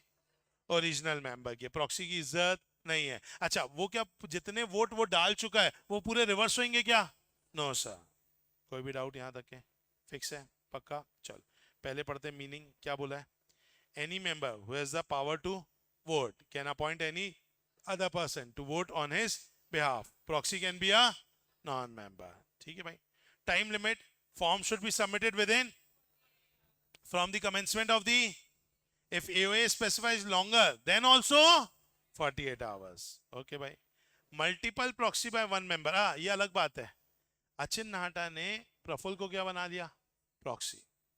बाद में मुझे अभिषेक को बताया कि भाई मैंने प्रफुल्ल को अपना प्रॉक्सी बनाया। अभिषेक ने मेरे कान भर दिए बेटा, बोले सर आपने गलत डिसीजन लिया जिंदगी का, आप बहुत पछताएंगे डिसीजन लेने के बाद। अब मैंने कहा भाई क्या करूं, या प्रॉक्सी फॉर्म तो भेज दिया है और मेरा प्लान तो पहले से ही था, तो अपन ने तो कोई 48 घंटे पहले नहीं, अपन ने तो 15 दिन पहले ही भेज दिया था कि भाई मैं नहीं आऊंगा मीटिंग में, मेरा प्रॉक्सी आएगा। अब अभिषेक ने मेरे को बता दिया कि सर आपने गलत किया है, अब मेरे को लग रहा है भाई अपन को क्या करना है, प्रॉक्सी को चेंज करना है। तो मैं सोच रहा हूँ अनुज को अपना प्रॉक्सी बनाने का, तो मैंने क्या कर दिया, अनुज का भी नाम प्रॉक्सी में डाल दिया है। तो अब प्रफुल्ल भी है, अनुज भी है, क्या दोनों मेरे प्रॉक्सी बन के जाएंगे? No sir. अगर मैं प्रॉक्सी अपॉइंट करने की बात करूं तो एक व्यक्ति एक ही प्रॉक्सी अपॉइंट कर सकता है। अच्छा, अब यहाँ पे प्रफुल्ल का भी नाम डाला है और अनुज का भी नाम डाला है, तो फिर किसको अंदर जाने मिलेगा? जिसका लास्ट में नाम आया है, इसे बोलते लीफो, लास्ट इन जो रहेगा। तो लास्ट में मैंने किसका नाम डाला है? अनुज का, तो फिर कौन जाएगा? अनुज। लेकिन अनुज का नाम भी मुझे कितने घंटे पहले देना पड़ेगा? 48 घंटे। मैंने अनुज को बोला भाई ये पकड़ प्रॉक्सी फॉर्म, गेट में ही दिखा के अंदर चले आना। और प्रफुल्ल भी वहां है और अनुज भी है। अब अनुज लेके आया हाथ में कि प्रॉक्सी फॉर्म दे के मीटिंग में चले आऊंगा, क्या वो जा सकता है? No sir. अब किसको अंदर जाने मिलेगा? प्रफुल्ल को अंदर। बात कही, क्या लिखा हुआ पढ़ो। Proxy who is appointed at last is regarded valid provided he deposited before 48 hours. Inspection member, अच्छा सिंगल पर्सन मल्टीपल प्रॉक्सी। अरे समझ में आएगी नहीं कि भाई एक सिंगल व्यक्ति जो है मल्टीपल लोगों का क्या बन रहा है? प्रॉक्सी बन सकता है क्या? Yes sir, but not exceeding 50, holding in aggregate not more than 10% of the share capital carrying voting right. अच्छा समझ में? अच्छा सुनो ना, मैं हूं मुकेश अंबानी, मेरे पास 35.9% है रिलायंस इंडस्ट्रीज का, और मैं ये मीटिंग में नहीं आ पाऊंगा। मैं मेंबर हूं, मान के चलो आई एम अ मेंबर, भूल जाओ कि मैं रिलायंस का डायरेक्टर हूं, मैं मेंबर हूं, मैं मीटिंग में नहीं आ पाऊंगा। तो मैं अपने बदले जो है, मतलब मैं मुकेश अंबानी, तो मैं मिस्टर एक्स को क्या भेजना चाहता हूँ एज अ प्रॉक्सी। अब प्रॉब्लम क्या है, मेरे पास कितने परसेंट है? 35.9, और प्रॉक्सी के पास मैक्स टू मैक्स कितना हो सकता है? 10%। इस केस में क्या होगा, क्या मैं 3 लोगों में बांटूं? बोलो यस और नो? No sir. आप एक अकेले व्यक्ति को भेज सकते हो, बट वो अकेला व्यक्ति अब और किसी का क्या नहीं बन पाएगा? प्रॉक्सी नहीं बन पाएगा। क्या लिखा है नीचे पढ़ो। If a member is holding more than 10%, example Mukesh Ambani may appoint a proxy and such proxy shall not act as proxy for another person. आया कि नहीं आया? डिसेबिलिटी, प्रॉक्सी की क्या क्या डिसेबिलिटी है? पहला, शो ऑफ हैंड्स नहीं करेगा, हाथ उठाएगा काट देंगे बेटा। नो राइट टू स्पीक, अरे तुम मेंबर नहीं हो, वैसे भी किसी और के बदले आए हो, तो थोड़ा शांति बना के रखो, कुछ बोलोगे दे फड़ाक मार देंगे बेटा। समझ में आया कि नहीं आया? तो क्या बोल दिया है? नो राइट टू स्पीक, तो पहला मुंह खोला मारेंगे बेटा, हाथ उठाया काट देंगे, अरे आया कि नहीं? तो no right to speak, no right to vote by show of hands, और इसमें सबसे इंपॉर्टेंट चीज, इसको कोरम में काउंट नहीं करेंगे। हाँ, लाइक आपने क्या किया, आपने मीटिंग रखी, मैंने मीटिंग रखी, लाइक क्लास रखी, तुम नहीं आए, अपने घर के छोटे छोटे भाई बहनों को भेज दिया कि जाओ क्लास अटेंड करके आओ, क्या वो क्लास कोई मतलब की रहेगी? No sir. तो इसलिए भैया थोड़ा बहुत चल जाएगा, लेकिन अपन अगर बात करें कि आप उन्हें कोरम में काउंट करने का बोलेंगे तो वो काउंट नहीं होगा। इसलिए कोरम के अंतर्गत जो जो 5, 15, 30 है ना, वो पर्सनली प्रेजेंट होने चाहिए, तभी वो कोरम होगा। तो proxy will not be counted in quorum. तो 3 डिसेबिलिटी है, पहला no right to speak, no right to vote by show of hands, and no right to be counted in quorum। यहां तक चलेगा क्या? पक्का? हाँ बेटा। यस बन सकता है। क्या एक मेंबर दूसरे मेंबर का प्रॉक्सी बन सकता है? यस। फिर वो अपने केस में तो मेंबर काउंट होगा, मतलब कोरम में काउंट होगा, बट आप बोलोगे क्या कि भैया वो 3 और मेंबर का भी क्या बना है? प्रॉक्सी बना है, तो 3 को भी कोरम में लो, तो वो अपने आप में अकेला 4 काउंट होगा? तो नहीं होगा, अपने आप में अकेला 1 ही काउंट होगा। और अगर if I am a non member, मैं भले ही 3 लोगों का प्रॉक्सी बन के आया हूं, तो मैं 0 काउंट होगा। गेटिंग? पक्का? ओके क्या माइनर प्रॉक्सी हो सकता है? द आंसर इज, वैसे तो ऐसा लॉ ने कुछ बोला नहीं है, but generally it will be no, क्योंकि हमें कुछ कॉन्ट्रैक्ट करना पड़ेगा, and any agreement done with minor will be void. समझ में आया? पक्का? चलो नेक्स्ट, और कोई डाउट है? हाँ बेटा। हाँ हाँ।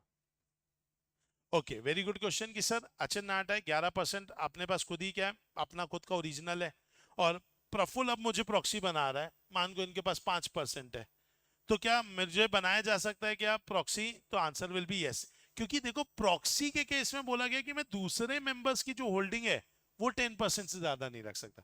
मेरे अपने लिए तो कुछ बात नहीं की गई है ना, तो मेरी तो अगर 20% भी होगी तो मैं किसी और का प्रॉक्सी बन के जा सकता हूँ, कोई दिक्कत नहीं उसमें। चलो और नेक्स्ट, कोई भी डाउट नहीं है? आगे बढ़े, चलो अब ध्यान से समझो। अभी कुछ लोगों के अंदर ना चुल होती है बेटा, क्या होती है? चुल। ये जानने की कि मीटिंग में कितने लोग ओरिजिनल मेंबर है और कितने लोग प्रॉक्सी हैं। तो मान लीजिए कि भाई फॉर एग्जांपल लग रहा है कि भाई मान लो राहुल को कि मुझे ये जानना है कि जो मीटिंग होने वाली है उस मीटिंग में कितने मेंबर्स ओरिजिनल आएंगे और कितने मेंबर प्रॉक्सीज होंगे, मुझे जानना है। सो दैट मैं ये देखूं कि कोई प्रॉक्सी अगर हाथ उठाए तो क्या कर दूं। हाँ वेरी गुड, तो उसको भाई ये चीज देखना है, तो इसके लिए उसे ये पता होना चाहिए ना, एक लिस्ट मिल जाए कि ये लोग क्या है, प्रॉक्सी हैं, और ये लोग क्या है, मेंबर्स हैं। तो ये लिस्ट इनको कहाँ मिलेगी, तो इन्हें कंपनी से मांगनी पड़ेगी। और कंपनी से इन्हें अगर चाहिए लिस्ट, तो कंपनी को ये बोलेंगे कि मुझे लिस्ट चाहिए, और कंपनी को ये नोटिस लिखेंगे 3 दिन पहले। प्लीज याद रखना, इंपॉर्टेंट क्वेश्चन, कितने दिन पहले लिखेंगे, 3 दिन पहले। तो राहुल एक नोटिस देगा कंपनी को कि भैया मैं इंस्पेक्ट करूंगा रजिस्टर और प्रॉक्सी की कौन कौन लोग क्या है, प्रॉक्सी बन के आए हैं, तो तुम भैया मेरे लिए लिस्ट तैयार रखना। ये तुम कंपनी को बताओगे कितने दिन पहले, 3 दिन पहले। और कंपनी तुमको अधिकार देगी मीटिंग चालू होने के 24 घंटे पहले तुम आ करके उस रजिस्टर को देख सकते हो, till the conclusion of the meeting. मतलब वो रजिस्टर रख दिया जाएगा बना करके, कितने घंटे पहले, कंपनी की मीटिंग चालू होने के 24 घंटे पहले वो रजिस्टर रख दिया जाएगा।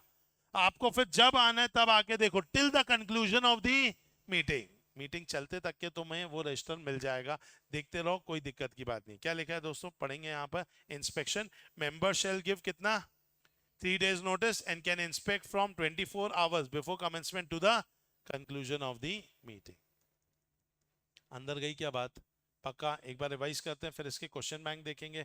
बहुत सारे क्वेश्चन है जो प्रॉक्सी के ऊपर आते हैं, इतना इजी कंसेप्ट है बट बहुत क्वेश्चन आते हैं। आइए, मीनिंग में अपन ने क्या समझा, कोई भी मेंबर जिसके पास वोटिंग राइट है, अगर वो मीटिंग अटेंड करना नहीं चाहता तो अपने बदले किसको भेज देगा, प्रॉक्सी को। कितने घंटे पहले उसे फॉर्म देना पड़ेगा, 48 घंटे पहले। एओए में कुछ भी लिखा हो तो भी अपन कितना मानेंगे, 48 घंटे। Multiple proxy by one member, अगर एक मेंबर अगर बहुत सारे प्रॉक्सी अपॉइंट करना चाहता है तो अपॉइंट कर नहीं सकता, जो लास्ट वाला प्रॉक्सी होगा वही क्या माना जाएगा, वैलिड। वो भी कितने घंटे पहले देना पड़ेगा, 48 घंटे। इंस्पेक्शन के लिए बोला गया मेंबर जो है वो 3 दिन का क्या देगा, नोटिस देगा। ओके, और वो जो इंस्पेक्ट करेगा कितना, 24 hours before the commencement to the conclusion of the meeting. Single person multiple proxy, तो बोल दिया गया भैया नॉट एक्सीडिंग 50, और वहां पे एग्रीगेट जो है वो नॉट मोर देन कितना होना चाहिए, 10%।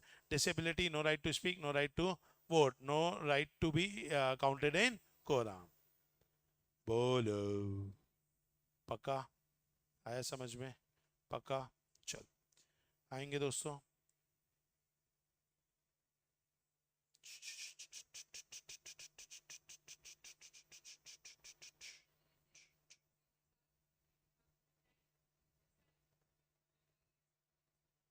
हाँ बिल्कुल सही है, तो वो उसकी मतलब प्रॉब्लम रहेगी कि भाई वो कर पा रहा है कि नहीं। ऐसे केस में फिर वो खुद ही क्या करेगा, हो सकता है मना कर दे कि भैया नहीं मैं इतने लोगों का नहीं बनूंगा, मतलब वो मना ही कर देगा ना, उसी टाइम खुद ही मना करेगा। वो तो डिसीजन आपके ऊपर है बेटा, आपको लगता है मैं कर सकता हूँ तो आप लेंगे, नहीं तो आप नहीं लेंगे, ऐसी वाली बात है। समझ में आया? चलो, बहुत ही शानदार, बहुत ही शानदार क्वेश्चन है, काफी बड़ा क्वेश्चन है। किसी बच्चे को आके समझाना पड़ेगा। सभी को दिख रहा है कि नहीं दिख रहा है, नहीं दिख रहा है, ये लो बेटा, अब तो दिखेगा। चलो इतना ही पढ़ो कम से कम, यहाँ तक के अब तो दिख ही रहा होगा। ठीक है, चलो पढ़ेंगे आराम से। किसी भी बच्चे को मैं बुलाऊंगा स्टेज पे, स्टेज पे आके समझाएंगे।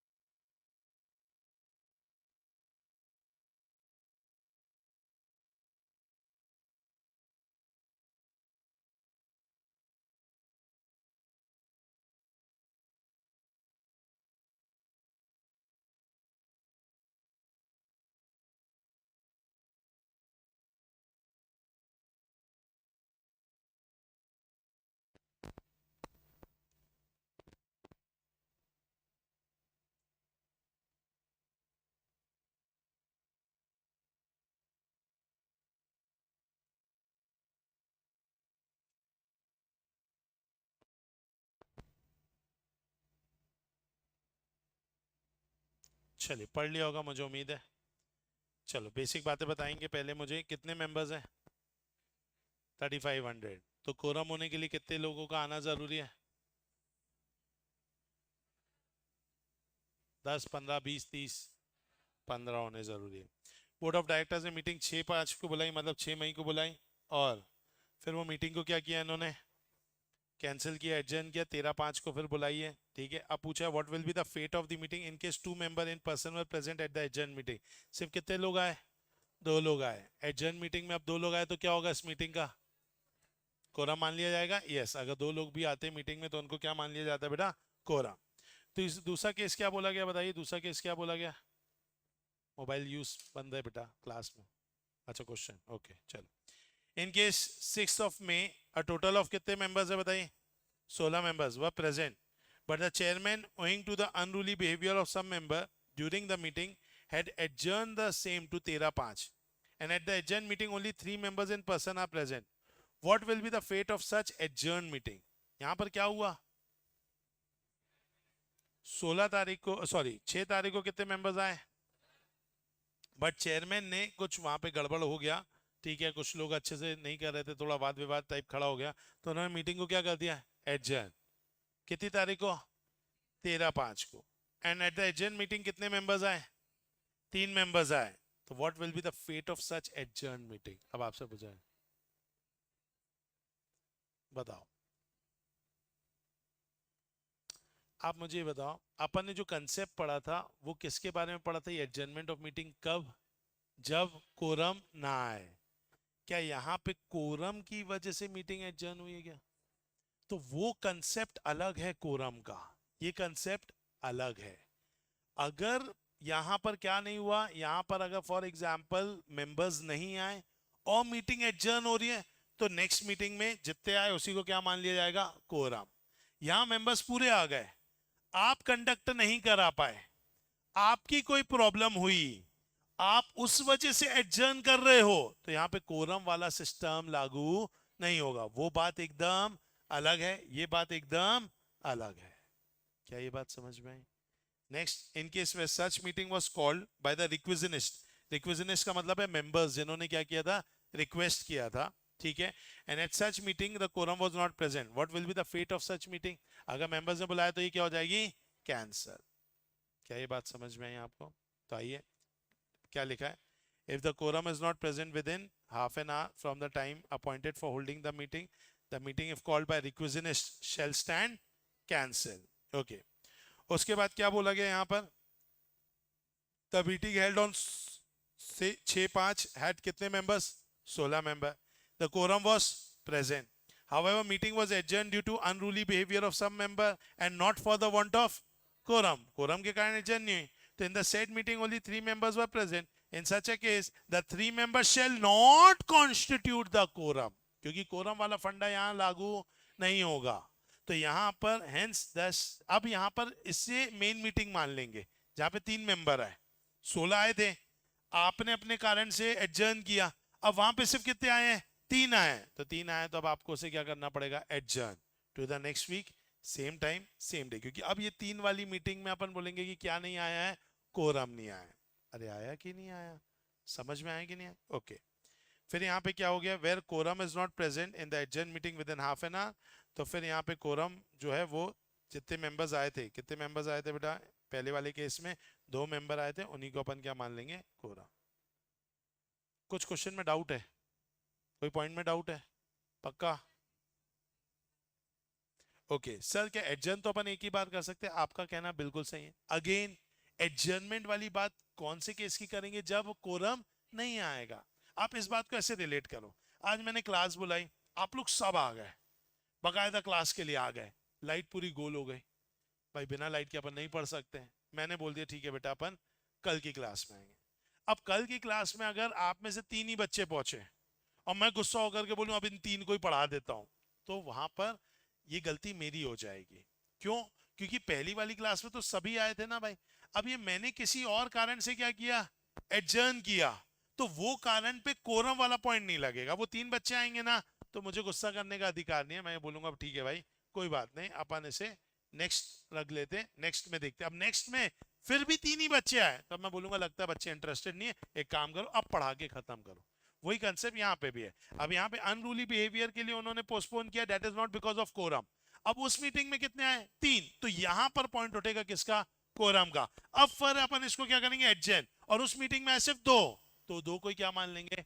कोरम। आया समझ में कनिष्का? पक्का? कोई भी डाउट तो नहीं? चल, आपको एक और राज की बात बताऊं बेटा। अभी राइट नाउ, ठीक है, जो नए बच्चे, मैं आपको बताना चाहूंगा कि राइट नाउ अभी जो सीए इंटरमीडिएट का पेपर है, बहुत इजी था। देखो इस क्वेश्चन में कोई जान नहीं है, ठीक है, ऐसा कुछ बहुत बड़ा नहीं है। अभी आप देखो, अपन ने रीड भी नहीं किया, मतलब बुक रीडिंग नहीं की है, और सिर्फ on the basis of my lecture you are able to solve the question. That means question में उतना दम नहीं है। बट आपको एक बात पता है, सी इंटर में एक बड़ा प्रॉब्लम आ रहा है जो फाउंडेशन में भी है, the length of the question is that big. तो पहले ही मेंटली आपके साथ क्या कर लेते, वो खेल जाता है इंस्टीट्यूट, क्योंकि इतना बड़ा क्वेश्चन ये एक नहीं आया है, ऐसे ही पूरे क्वेश्चन होंगे। और आपकी जो पेपर है उसके अंतर्गत मोटा माटी 6 क्वेश्चन होते हैं, और 6 क्वेश्चन के मोटा माटी 2 से 3 सब पार्ट होते हैं। तो अगर मैं बात करूं, मोटा माटी 12 क्वेश्चन छपेंगे आपके उसमें, वैसे तो 12 से 15 छपेंगे, मैं 12 ऑन द लोएस्ट साइड मान के चलूं कि 12 क्वेश्चन अगर आपके बुक में, आपके पेपर में छपेंगे, और 12 क्वेश्चन की लेंथ अगर इतनी ऐसे बड़ी होगी, तो समझो कि कम से कम वो 8 से 9 पेज का आपका पेपर बनेगा। जब 9-10 पेपर का पेज का पेपर बनता है ना दोस्तों, आधा मोरल तो वहीं खत्म हो जाता है। और ये 9-10 पेज का पेपर सिर्फ 70 मार्क्स के लिए बनेगा। 30 मार्क्स का एमसीक्यू अलग है जिसमें 3 केस स्टडी आएगी, और वो केस स्टडी वाला भी 9-10 पेज का बनेगा, क्योंकि वो केस देंगे 3-3 पेज का। यस, कम से कम 2 से 2.5 से 3 पेज का तो केस आएगा ही आएगा, एक केस, 3 केसेस आएंगे। तो आप समझो आपको क्या करना है, आपको कंसेप्ट तो मैं आपको सिखा ही रहा हूं, वो तो अच्छे से पढ़ना ही है, समझना ही है।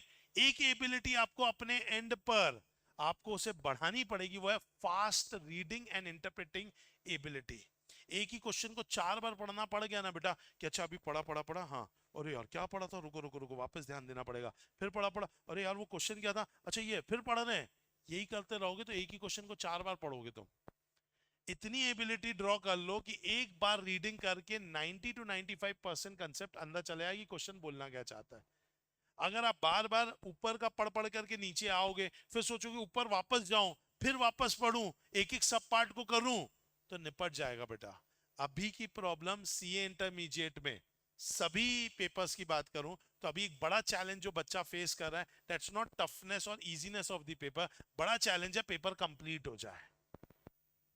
और पेपर में कोई दम नहीं है, अगेन आपको बोल रहा हूं, पेपर में कोई दम नहीं है, इतने इतने चिल्लर क्वेश्चन ही पूछ रहे हैं वो।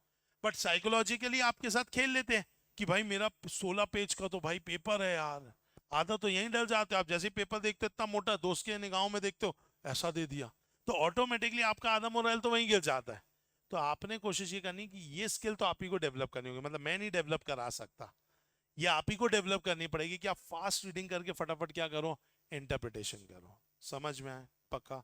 चलो नेक्स्ट क्वेश्चन देखो।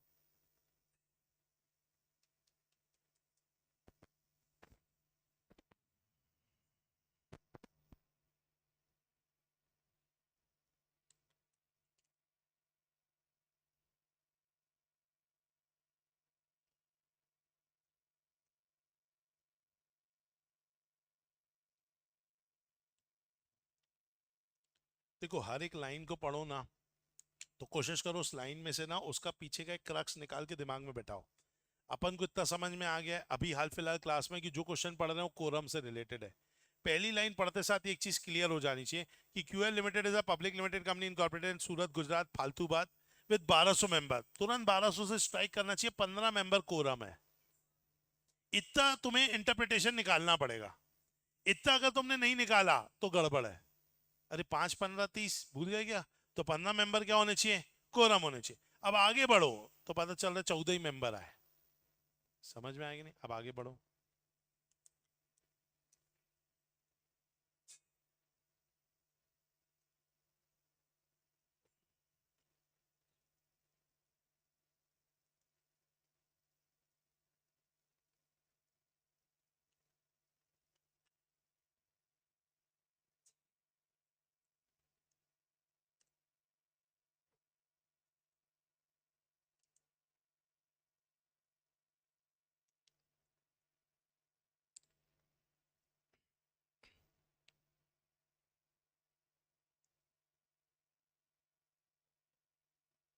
पढ़ा आपने?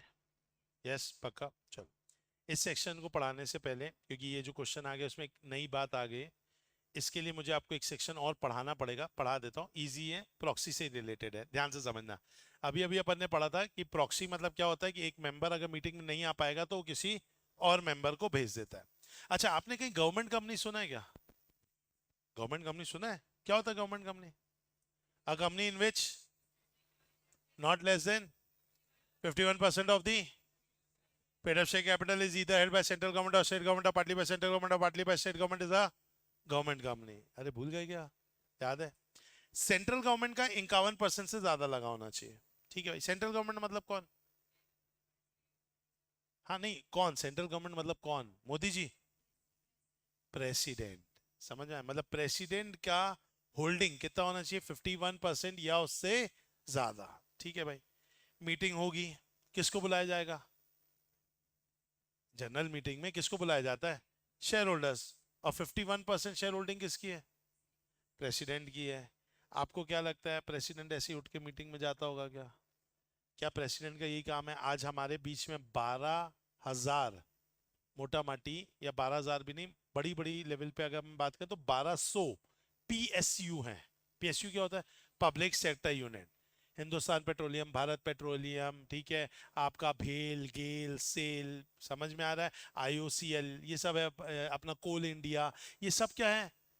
ये पीएसयूज हैं, बड़े बड़े पीएसयूज हैं। इनमें सबसे बड़ा किसका होल्डिंग है? सरकार का, मतलब प्रेसिडेंट का। अब प्रेसिडेंट बड़ा होल्डिंग रखता है तो प्रेसिडेंट को मीटिंग में तो जाना पड़ेगा, लेकिन क्या प्रेसिडेंट यही करता रहेगा? 1,200 मीटिंग्स अटेंड करेगा क्या प्रेसिडेंट? क्या आपको लगता है ये काम करे कि देश चलाए? कंपनी चलाना इज नॉट इंपॉर्टेंट, देश चलाना इज इंपॉर्टेंट। तो प्रेसिडेंट देश में रहेगा तो भाई वो क्या करेगा? वो अपना एक आदमी भेजेगा। प्रेसिडेंट क्या करेंगे? अपना एक आदमी भेजेंगे, औरत भी चल सकती है, ठीक है, डोंट जेंडर वाइज। तो वो अपना एक पर्सन भेजेंगे कि भाई तुम जाना और मीटिंग अटेंड करना। अब वो प्रेसिडेंट का आदमी है, छोटा मोटा नहीं होगा, उसको तुम प्रॉक्सी नहीं बोल सकते। उसको क्या नहीं बोल सकते? प्रॉक्सी नहीं बोल सकते, उसको बोला जाता है रिप्रेजेंटेटिव। क्या बोला जाता है? रिप्रेजेंटेटिव। क्या ये बात आपको समझ में आई? अरे यस और नो बोल नहीं रहे? Yes sir. अच्छा, अब नेक्स्ट सुनो, मेरी एक और बात सुनो। होल्डिंग कंपनी सुना है क्या? क्या होता है holding company? Which has got subsidiaries. Subsidiaries है मतलब आपने उस सब्सिडरी में कितना परसेंट लगाया होगा? More than 1/2 of the total voting power. अब रिलायंस इंडस्ट्रीज है, उसने हैमलेस टॉयज पे 70% का स्टेक लिया है। हैमलेस टॉयज वाले ने अभी क्या रखी है? एजीएम। तो रिलायंस इंडस्ट्रीज की बिल्डिंग उठ के चली जाएगी ना? नहीं। तो कौन जाएगा? कोई ना कोई व्यक्ति जाएगा। जैसे कौन अपॉइंट करेगा? रिलायंस। अब रिलायंस अगर कोई व्यक्ति को अपॉइंट कर रहा है तो उसको आप प्रॉक्सी नहीं बोलेंगे, उसे आप क्या बोलेंगे? रिप्रेजेंटेटिव। इसके लिए सेक्शन आता है 112 और 113, पढ़ेंगे यहाँ पर। क्या बोला है? 112 और 113। 112 सेक्शन क्या बोल रहा है? पढ़ो अच्छे से।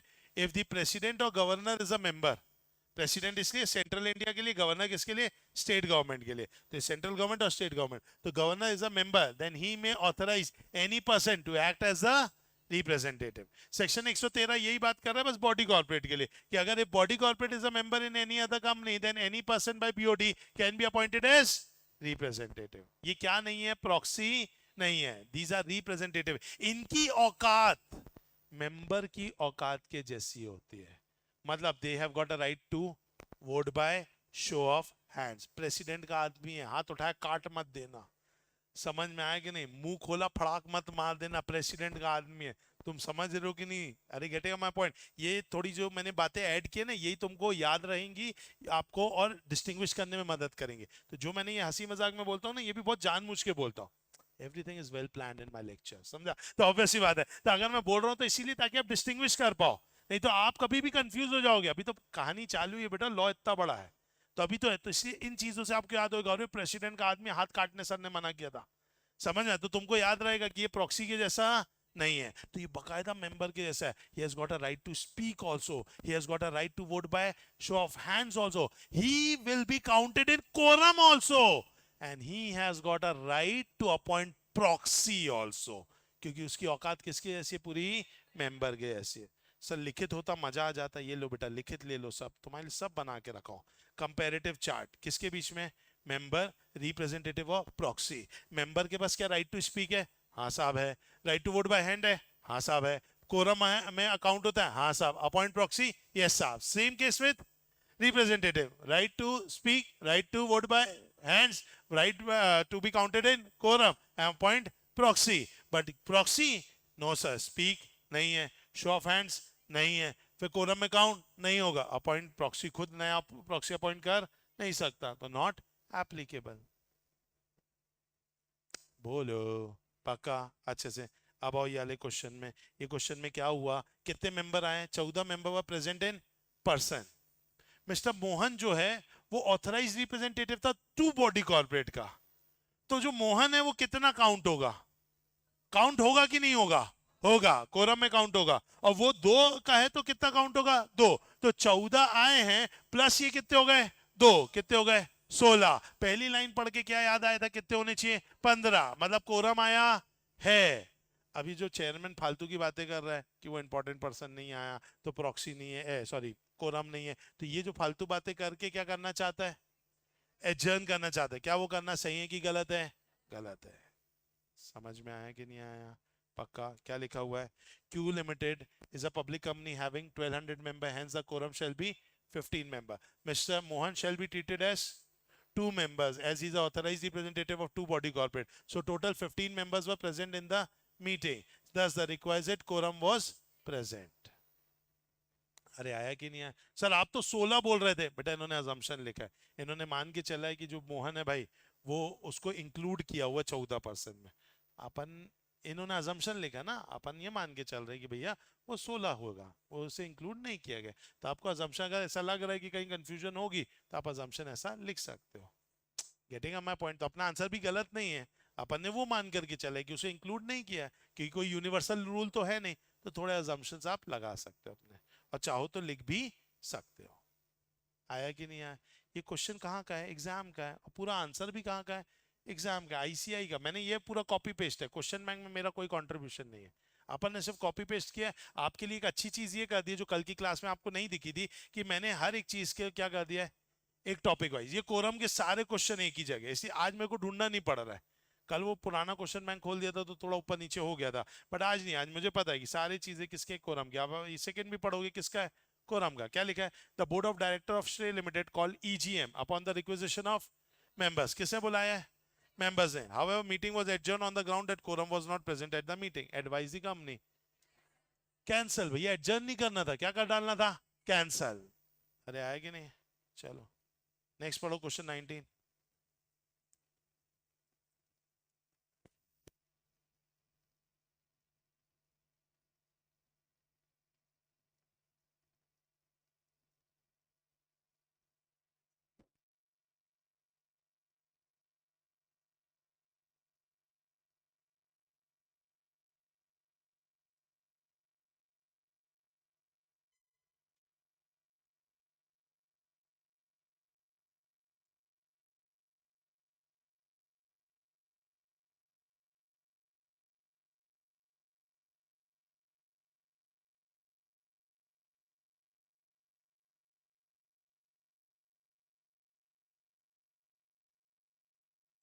चलो पढ़ा आपने?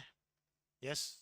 अब यहाँ पे आपको एक नया कंफ्यूजन अराइज हुआ होगा कि सर कोरम स्टार्टिंग में है लेकिन मीटिंग के बीच में नहीं है, तो फिर क्या होगा? तो इमेजिन करो बेटा, मैंने ये कोरम वाली पूरे कंसेप्ट को किससे रिलेट किया? अपनी क्लास से। स्टार्टिंग ऑफ द क्लास में एकदम खचाखच भरे हुए लोग, मैं लेक्चर बोलता जा रहा हूँ, बच्चे कम होते जा रहे हैं। आप मुझे बताओ क्या मैं लेक्चर चालू रखूंगा क्या? नहीं ना, ऑब्वियस सी बात है भाई, मेरे को वो मिनिमम पर्सन चाहिए जिससे मेरी एनर्जी बनी रहे और मैं क्लास को कंडक्ट कराता रहूं। वैसे यहाँ पर पे भी है, सिर्फ at the time of starting the meeting quorum होना जरूरी नहीं है, नहीं तो लोग आएंगे बैठेंगे, मीटिंग चालू हो गई, सब निकलना चालू कर देंगे। भैया मीटिंग काय के लिए? वोट करने के लिए। तुम लोगों का ज्यादा से ज्यादा होना जरूरी है मीटिंग के हर एक बिजनेस ट्रांजेक्शन में। तो अगर मान लीजिए लोग कम हो गए और फिर भी मैं मीटिंग चालू रखूंगा तो वो क्या रहेगा? गलत रहेगा। अब केस क्या है बताइए? यहाँ पे एबी लिमिटेड है, साउंड्स लिमिटेड है 2300 मेंबर। इससे क्या समझ में आया? 2300 मेंबर है मतलब 15. The company called its AGM on 23 August, ठीक है, रजिस्टर्ड ऑफिस, ठीक है, on the day of the meeting 18 member personally present हो गए, चेयरमैन ने इनिशिएट भी कर दिया, there were 5 special business to be discuss and by 2:30 agenda 1 to 3 has been discussed, ठीक है, however due to some emergency 4 of the member have left around 3 PM, मतलब क्या हुआ, 4 लोग चले गए, आए कितने थे, 18, 18 में से 4 चले गए, कितने बचे, 14, होने कितने चाहिए थे, 15, मतलब 3 बजे के बाद क्या नहीं हुई, कोरम नहीं हुई, 1 to 3 से लेकर के कोरम थे, 4 और 5 में क्या नहीं रहे, कोरम नहीं रहे, और 4 और 5 इन्होंने क्या कर दिया, the chairman granted them permission proceed to agenda 4 and 5, accordingly pass resolution, comment whether the meeting is properly convened, तो answer will be no. 1 to 3 में हमें कोई दिक्कत नहीं है, वहां पे कोरम था, जो भी पास हुआ वो सही हुआ, बट 4 and 5 में कोरम नहीं था, और अगर आपने वो पास कर दिया तो वो सही माना नहीं जाएगा। क्या लिखा है आंसर में, पढ़ेंगे क्या बोल रहा है, the quorum was not present at deciding the agenda 4 and 5, thus where at the time of transacting the business the number of members is less than quorum fixed or the meeting, the business cannot be transacted and shall be nullity। आया क्या समझ में, पक्का। आइए next question पढ़ते हैं, चलिए पढ़ेंगे नेक्स्ट क्वेश्चन क्या बोल रहा है।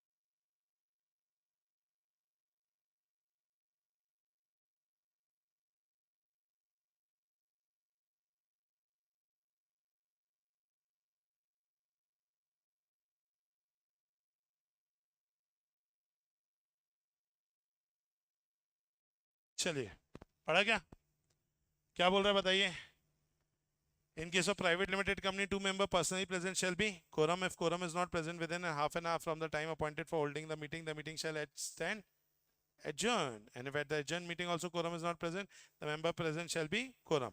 If the private company has only two shareholders and out of these one cannot attend the AGM, then according to above, whether one person attending the adjourned AGM shall be taken as quorum. बोलो yes or no? No sir. Adjourn में कम से कम कितने आने चाहिए? दो तो हर हाल में आने हैं बॉस, उसका तो आप कुछ कर ही नहीं सकते। अकेला व्यक्ति खुद मीटिंग कंडक्ट नहीं कर सकता। हाँ, सिर्फ एक ही केस में कर सकता है। कौन सा केस था? जब किसने बोला एनसीएलटी, क्योंकि एनसीएलटी अपना आत्मसम्मान बचाना चाहता है, तो इसे वो बोलता है एक अकेला व्यक्ति भी आएगा। अब एक और लाइन ऐड कर रहा हूं जो समय ऐड नहीं की थी। एक अकेला व्यक्ति भी आएगा, वेदर इन पर्सन और in proxy will be considered as quorum. मतलब उसने अपनी इज्जत यहां तक बचाई है कि तुम आओ या तुम किसी एक प्रॉक्सी को भेजो, और वही अकेला प्रॉक्सी पूरे रूम में बैठा हुआ है, तो समझ लो उसने अपनी मीटिंग कर ली है, ये मान लिया जाएगा। ये कब होगा? जब कौन ऑर्डर करेगा? एनसीएलटी, क्योंकि एनसीएलटी अपने आत्मसम्मान के साथ खेलना नहीं चाहता। अरे उनको तुम्हारे ऊपर विश्वास नहीं है। समझ में आ रहा है कि नहीं? तो इसीलिए उन्होंने बोल दिया भैया एक अकेला आएगा, प्रॉक्सी भी आए तो भी हम उसे क्या मान लेंगे? कोरा। आया क्या समझ में? चलो, बहुत ही शानदार क्वेश्चन है, पढ़ेंगे।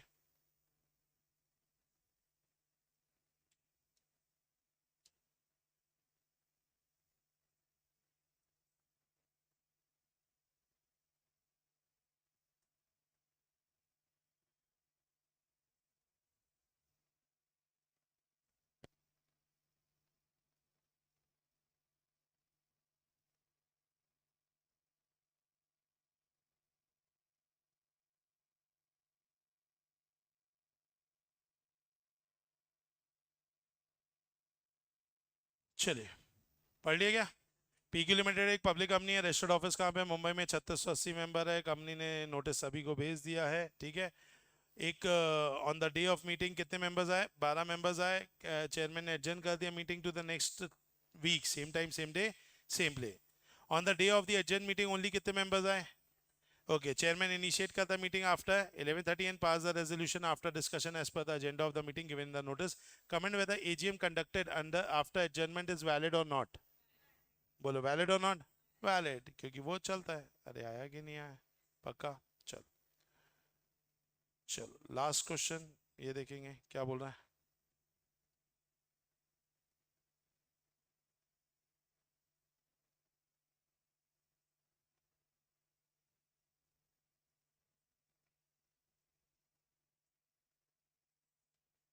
एओए रिक्वायर्स कितना प्रेजेंस? 7 मेंबर का to constitute general meeting. The company is 965। अच्छा, कंपनी लॉ के हिसाब से जाओ तो कितने मेंबर चाहिए? 5। लेकिन एओए ने कितना बोला है? तो हम मानेंगे 5। 5 7 मानेंगे बेटा यहाँ पे। Very good. फॉलोइंग पर्सन आए हुए थे। A the representative of governor, ऐसे काउंट करेंगे मेंबर में? Yes sir. B and C are shareholder preference shares. आपको पता है प्रेफरेंस शेयर्स कौन होते हैं? जिनके पास वोटिंग राइट्स नहीं होते। तो ये अगर आए भी है तो ये कोई काम के नहीं है, क्योंकि हमारी मीटिंग में वही लोग होने चाहिए जो वोटिंग पावर हो। इनके पास तो वोटिंग पावर नहीं है। डी रिप्रेजेंट कर रहा है वाई को और जेड को, तो डी कितना हो गया? 2। तो 1 और 2 कितने हो गए? 3। E F G H R proxy, तो इन्हें काउंट। तो आए कितने? आने कितने थे? तो क्या यहाँ पे कोरम है? लास्ट लाइन पढ़ो। Thus it can be said for the requirement of quorum have not been met and it shall not constitute a valid quorum for the meeting. समझ में आएंगे नहीं? अच्छा, see the level of the question. क्या आपको ऐसा लग रहा है लेवल एकदम ही नेक्स्ट लेवल क्वेश्चन है? Answer is no. ठीक है, अगेन मैं बोल रहा हूं, लॉ आपका कंपैरेटिवली इजी है सीए फाउंडेशन से। In group 1 you can make this subject, law जो है ना, एक तो थोड़ा छोटा भी है और एज वेल एज इजी भी है, तो you can make this subject for the examination. Accounts में भी आप एग्जामिशन में जा सकते हैं, हालांकि तीनों में ट्राई करना चाहिए, बट हाँ मैं ये जरूर बोलूंगा टैक्स इज वेरी वास्ट। तो टैक्स थोड़ा ज्यादा वास्ट है। मतलब डायरेक्ट टैक्स अपने आप में 100 नंबर का होना चाहिए, जीएसटी अपने आप में 100 नंबर का होना चाहिए। डायरेक्ट टैक्स को 150 नंबर का भी रखा जाए तो बुराई नहीं है इस बात में। अरे आया कि नहीं? वो इतना बड़ा है, बट उसको इज्जत कितने की दी गई? 50 की। तो ये दोनों बहुत बड़े बड़े हैं। तो आपको ग्रुप 1 में जो पेनफुल सब्जेक्ट रह सकता है ना, माइट भी टैक्सेशन रह सकता है। अकाउंट्स ठीक है, छोटा है। लॉ भी ठीक है, छोटा है। टैक्स जो है वो थोड़ा वास्ट है। तो अपने आपको ना स्ट्रेटेजिकली प्रिपेयर भी करो। कि लॉ में हम अपने आप को एटलीस्ट 70-75 प्लस ऐसे मार्क्स के लिए जा सकते हैं। जब चीजें इजी है, बस आपको क्या करना पड़ेगा, लॉ में रिवीजन ज्यादा से ज्यादा करने होंगे। जितने नंबर ऑफ रिवीजन आपके लॉ में हो जाएंगे, रीडिंग लॉ में हो जाएगी, मैं आपको बोल रहा हूँ आराम से इसमें मार्क्स लाना आपके लिए आसान रहेगा। समझ में पक्का? चलो, तो आज के लिए अपन कर रहे हैं दोस्तों इतना ही। मिलते हैं अपन नेक्स्ट क्लास में, करेंगे आगे की बातें। Thank you so much, tata bye bye, see ya, bye bye.